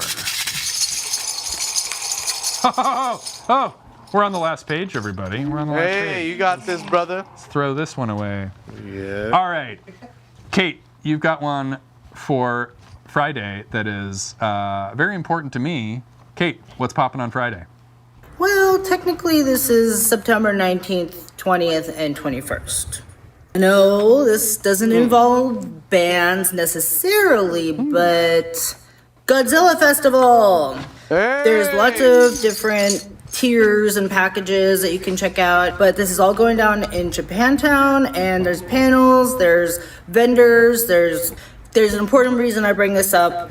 My stepdad, Richard, he was a huge Godzilla fan, aficionado, freak. I went with him last year to the Godzilla Fest. I've gone to a few of them with him and my mom. He was a vendor and he was selling off a lot of his collectibles. He's done commentary on the movies. So if you end up going and you see people wearing this pin, that's Richard. He's an awesome guy. Sadly, he passed away earlier this year in February.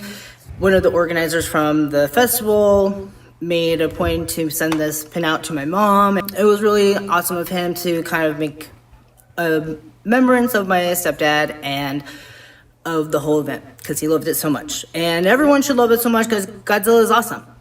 He's great. Save a minute for Godzilla. Have a good one. All right. Thank you, Kate. Yeah, and that'll be a lot of fun. Definitely go out and yeah, thanks for bringing that one up. Okay, last couple nights. We have some really cool stuff happening though. So we are almost there. September. Oh wait, we have your show. Wait, why was Steve missed that on the list? Damn it! Yeah! All right, what's going on at El Rio on the 20th? Tell us. come to the family, not a group. Yeah. It's a function at El Rio. Great DJs, great vibes. Oh, we have food, we have drink, we have everything you could ever imagine, possibly imaginable at El Rio. What's the date? Saturday the 20th from 3 to 8 p.m. Going on my calendar. That's going on the calendar right now. Yeah. Everything you could imagine. Thank you. That's awesome. How much did that one cost? $10 pre-sales, $15 at the door before 5 o'clock, and then I think at 5 is $20. Nice. Really chill. Yeah, great either way. That's awesome. Be sure to make it out to El Rio on, Friday the 19th. Saturday the 20th. Oh, whoops. Oh, okay. We'll skip that. All right. No, I was on track. Great. Calendar. All right. Appreciate that. Cool. All right. Thank you, DJ Say. That is awesome. And congratulations on, hosting such a cool event. Thanks. We have $10 on that. Great. Cool. Let's see. Ooh. Okay, over at Brick and Mortar Music Hall. Have y'all been to that one? Not quite yet. That's in the neighborhood that, according to Apple Maps, is called The Hub here in San Francisco. Oh, is it? The Hub. Yeah. What's this place? It's a very tiny neighborhood. I live right next to the Hub, but not in it. I live in Soma. Basically, if you know on the map where Mission Street bends and goes from Soma where the to gay men's course is. Oh, is that there? Yeah. There's like a skate park and some other stuff. Yeah. Oh, jeez. Oh, Dan knows. All right, cool. Yes, there. Yeah, the skate park and the gay men's course. Yeah. Okay, cool. Yeah. That little neighborhood just where the streets bend, that's the Hub. Oh. And so technically, Brick and Mortar is just outside of the Hub in the Mission side of it. But that's your fun San Francisco factoid, apart from too many stupid traffic lights. Google Maps. That neighborhood is apparently called the Hub. It's like 4 square blocks or something. But it's true. It's not South of Market. It's not the Mission. It's just that bent section centered around Division. It's like a hub. Yeah. Not the hub. No, that's the. Come on. That neighborhood only. Well, I guess it has. What is it? Zeitgeist. Zeitgeist is the hub. The hub fair. bar. That's a good argument. That's a good bar. Anyway, so at Brick and Mortar, which is almost in the Hub, but I think is technically in the Mission. We've got a really cool one. We have friends of the channel, Prism, are back in town playing with Parachi and Juju Steph. This is at 8 o'clock, $18 in advance, $22 at the door. Nice. That'll be fun. Go check out Brick and Mortar, and you can look at the Hub from there. Love that place. Get some burgers at Zeitgeist. We have at Thrill House Records here in San Francisco, also in the Mission. We have Ragebait presents Cross-Checked, Looking In, POS, Hillbomb, Juna, and Bitch Fit. This is a nice early show starting at 4 p.m., $10, but no one is turned away for lack of fun. Yeah. Accessibility which is free if you have a good reason. Chi, what's popping on Saturday? Yeah, on Saturday, September 20th, if you like nerdcore rap, you can go there right after the Family Not a Group event because it starts at 8:30, and it's MC Chris, Swellrel, MC Frontalot, and that's at Bottom of the Hill. Ooh, $20 advance, $25 at the door. Thank you. All right. We'll get through this one relatively quickly because they don't need our promotion, but Portola Fest is happening this weekend. LCD Sound System, Christina Aguilera, Caribou, the Chemical Brothers, Confidence Man, who I know Steve is a huge fan of Confidence Man.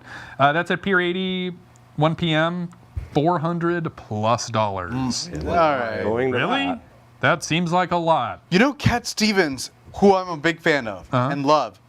I heard tickets were selling for $9,000 at the Masonic. What? I mean, and I like Cat Stevens, but like, damn. If you can find someone who pays for it, then I don't. Sorry. Fair enough. Yeah, morning has broken only for the people who aren't broke then. Yeah. Ooh. All right. Kate Vale, what do we have poppin' on Saturday?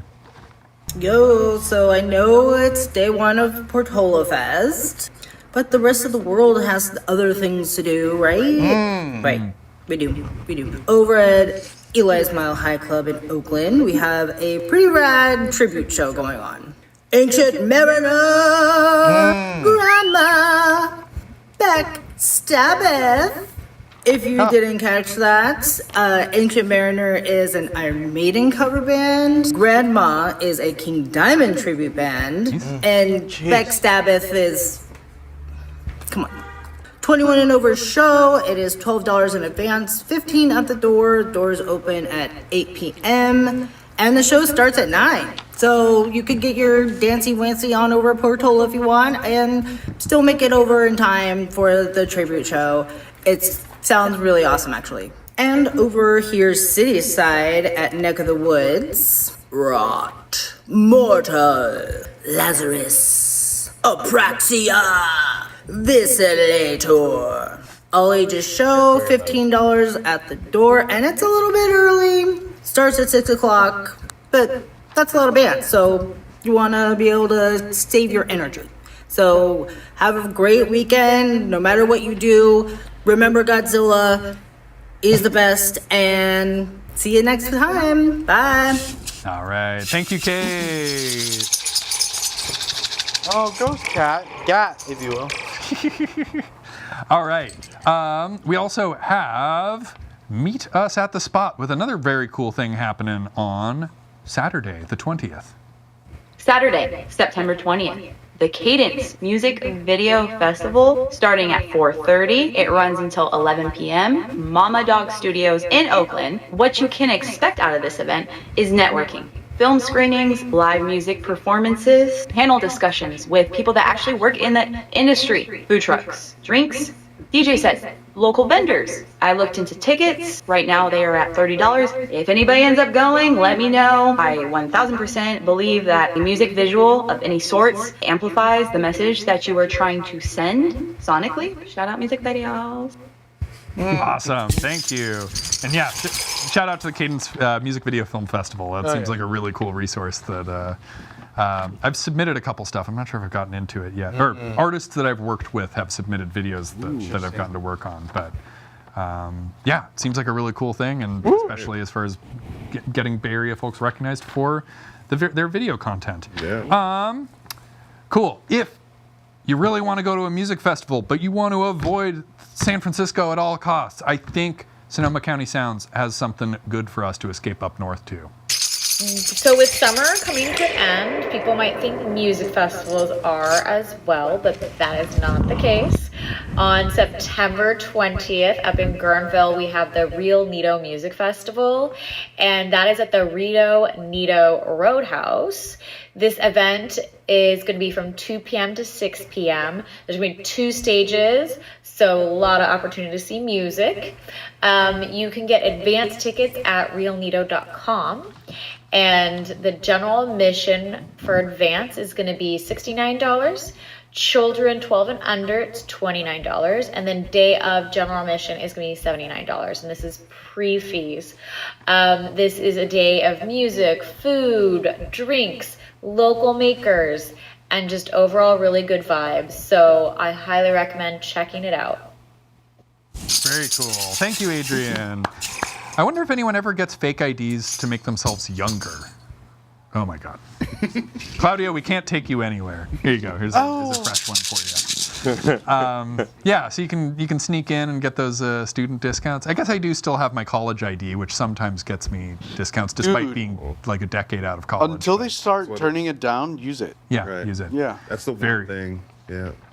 All right. Oh, our last day. Oh, wait, no. Gee, I think you have something happening on Saturday. I already did mine. Oh, you did? Okay, great. Love it. How about Sunday? Do you have anything going on Sunday? Yeah. On Sunday, this is a festival that I think personally I'd rather go to than Portola, and the lineup is stacked, and it's like 1/10 the price. It's crazy. We've got La Russell. We've got Souls of Mischief.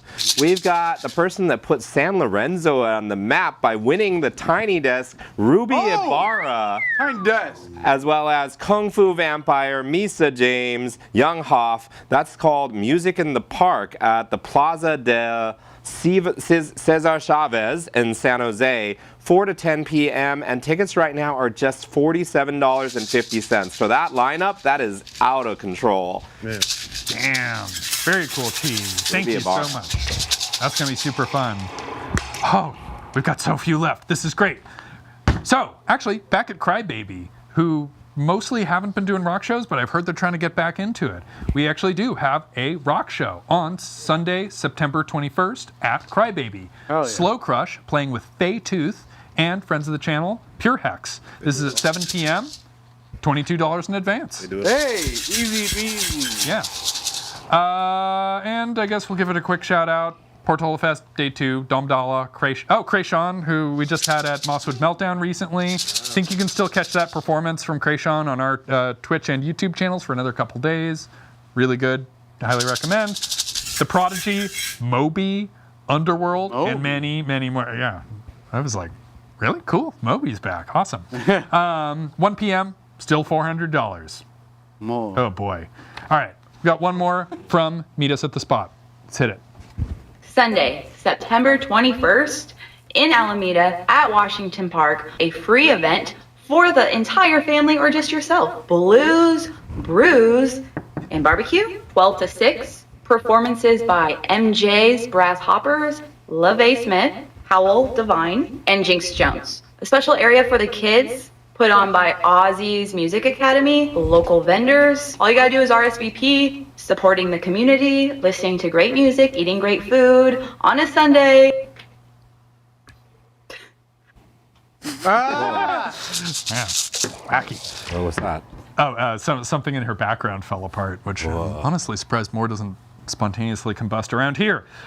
It's a lovely place. We've done it. Monday, September the 22nd. Where are you going to be? You're going to be right back here, where hopefully Steve will be back and testing negative, because we have What's Poppin', where we are celebrating the autumn equinox. And, oh, that's an actual real thing, not all of our silly things. Yeah. Wow, crazy. Home. We're celebrating the autumn equinox. We're celebrating Dear Diary Day. We're celebrating World Rhino Day. Oh, that'll be fun too. And International Day of Radiant Peace. Like, that sounds very nice. That sounds like a very nice day. You should absolutely tune in. We actually have already some of our guests set up. We have Lee Hoffman from Lee Stock, number 4. He's got a really fascinating thing planned for that. And then we have Kevin O'Connell from Minor Chord Records, who have a really cool festival coming up. So be sure to tune back in 2 weeks from today on Monday, September 22nd. Yeah. Wow, we did it. I did it. We all did it.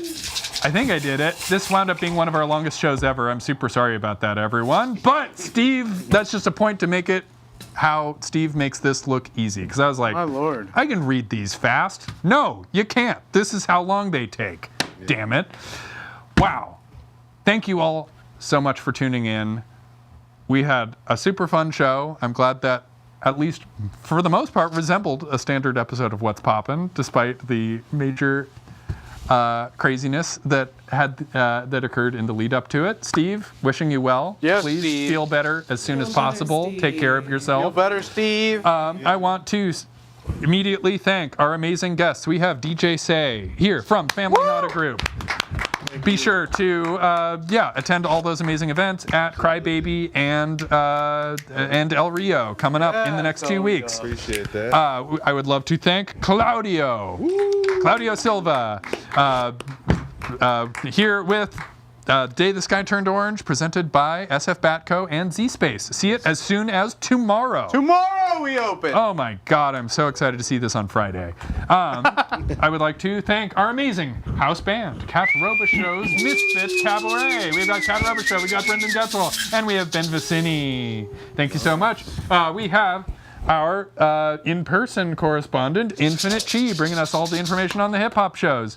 We've got our remote correspondents, Kate Vale giving us metal. We've got Meredith from Meet Us at the Spot giving us a variety of cool things. And Adrian Pastor from Sonoma County Sounds giving us a cool view into the North Bay. Behind the scenes, we've got a whole army of people that really made me not have to stress very much about this show at all. Yes, sir. Of course, down here on cameras, we have Hyra Sups. Hyra! We also have Dan Mulvey. Thank you, Dan. Operating our lights, we have Hannah Brooks. All right, Hannah. If you were chatting with us in the chat, we actually have our correspondent, Kate Vale, has been working with us on there. And the one who is really holding it together. Oh, wait. No, we have one more person who's just holding together one job. Isn't it nice having one job? Brendan O'Loughlin on sound. Let's go, Brendan, with the one job. Not belittling you, but you're doing one job up there. I heard every word you said. Yeah. One job is great. That's your job. I only have one job now. Yeah. But, of course, holding it all together for us, especially with me confined behind the host desk, we have the amazing Alana Taubert. Thank you so much. Love you, Alana. Thanks for making this all come together. All right, that's it. Let's get the hell out of here. Cat Robichaud, can we hear one more song to end this on a high note? Yes, Please. Thank you so much, Cat. It's called Charade. And it's a love letter to being a creative fucking weirdo. All right. 1, 2, 3, 4.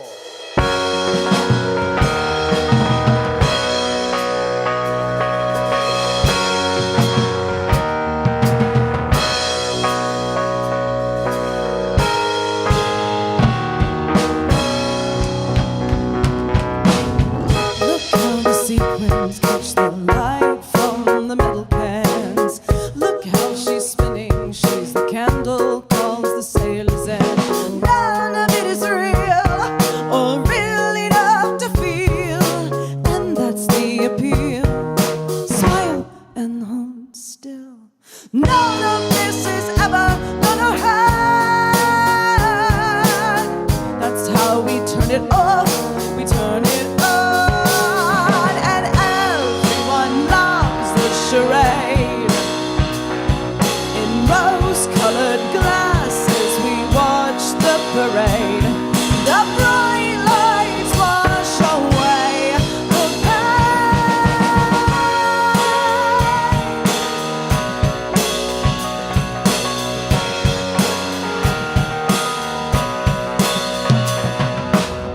Look at the order, feel the comfort knowing what is coming. Automatic thrills, everything just as you wanted. Single file on the red velvet aisle. Get lost in the style, dream awake a while. None of this is ever gonna change.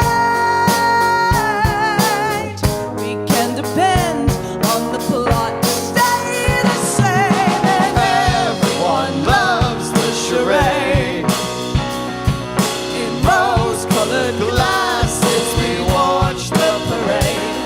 The bright lights wash away the pain.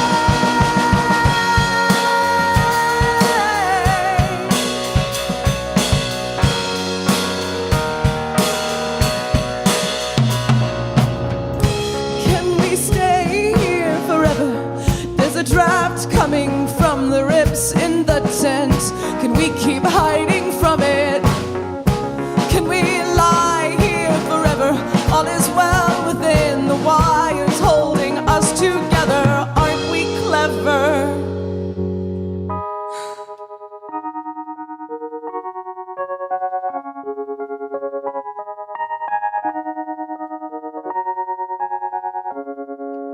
None of it is real, or real enough to feel, and that's the appeal. Smile and hold still. Everyone loves the charade. In rose-colored glasses we watch the parade. The bright lights wash away the pain. Everyone loves the charade.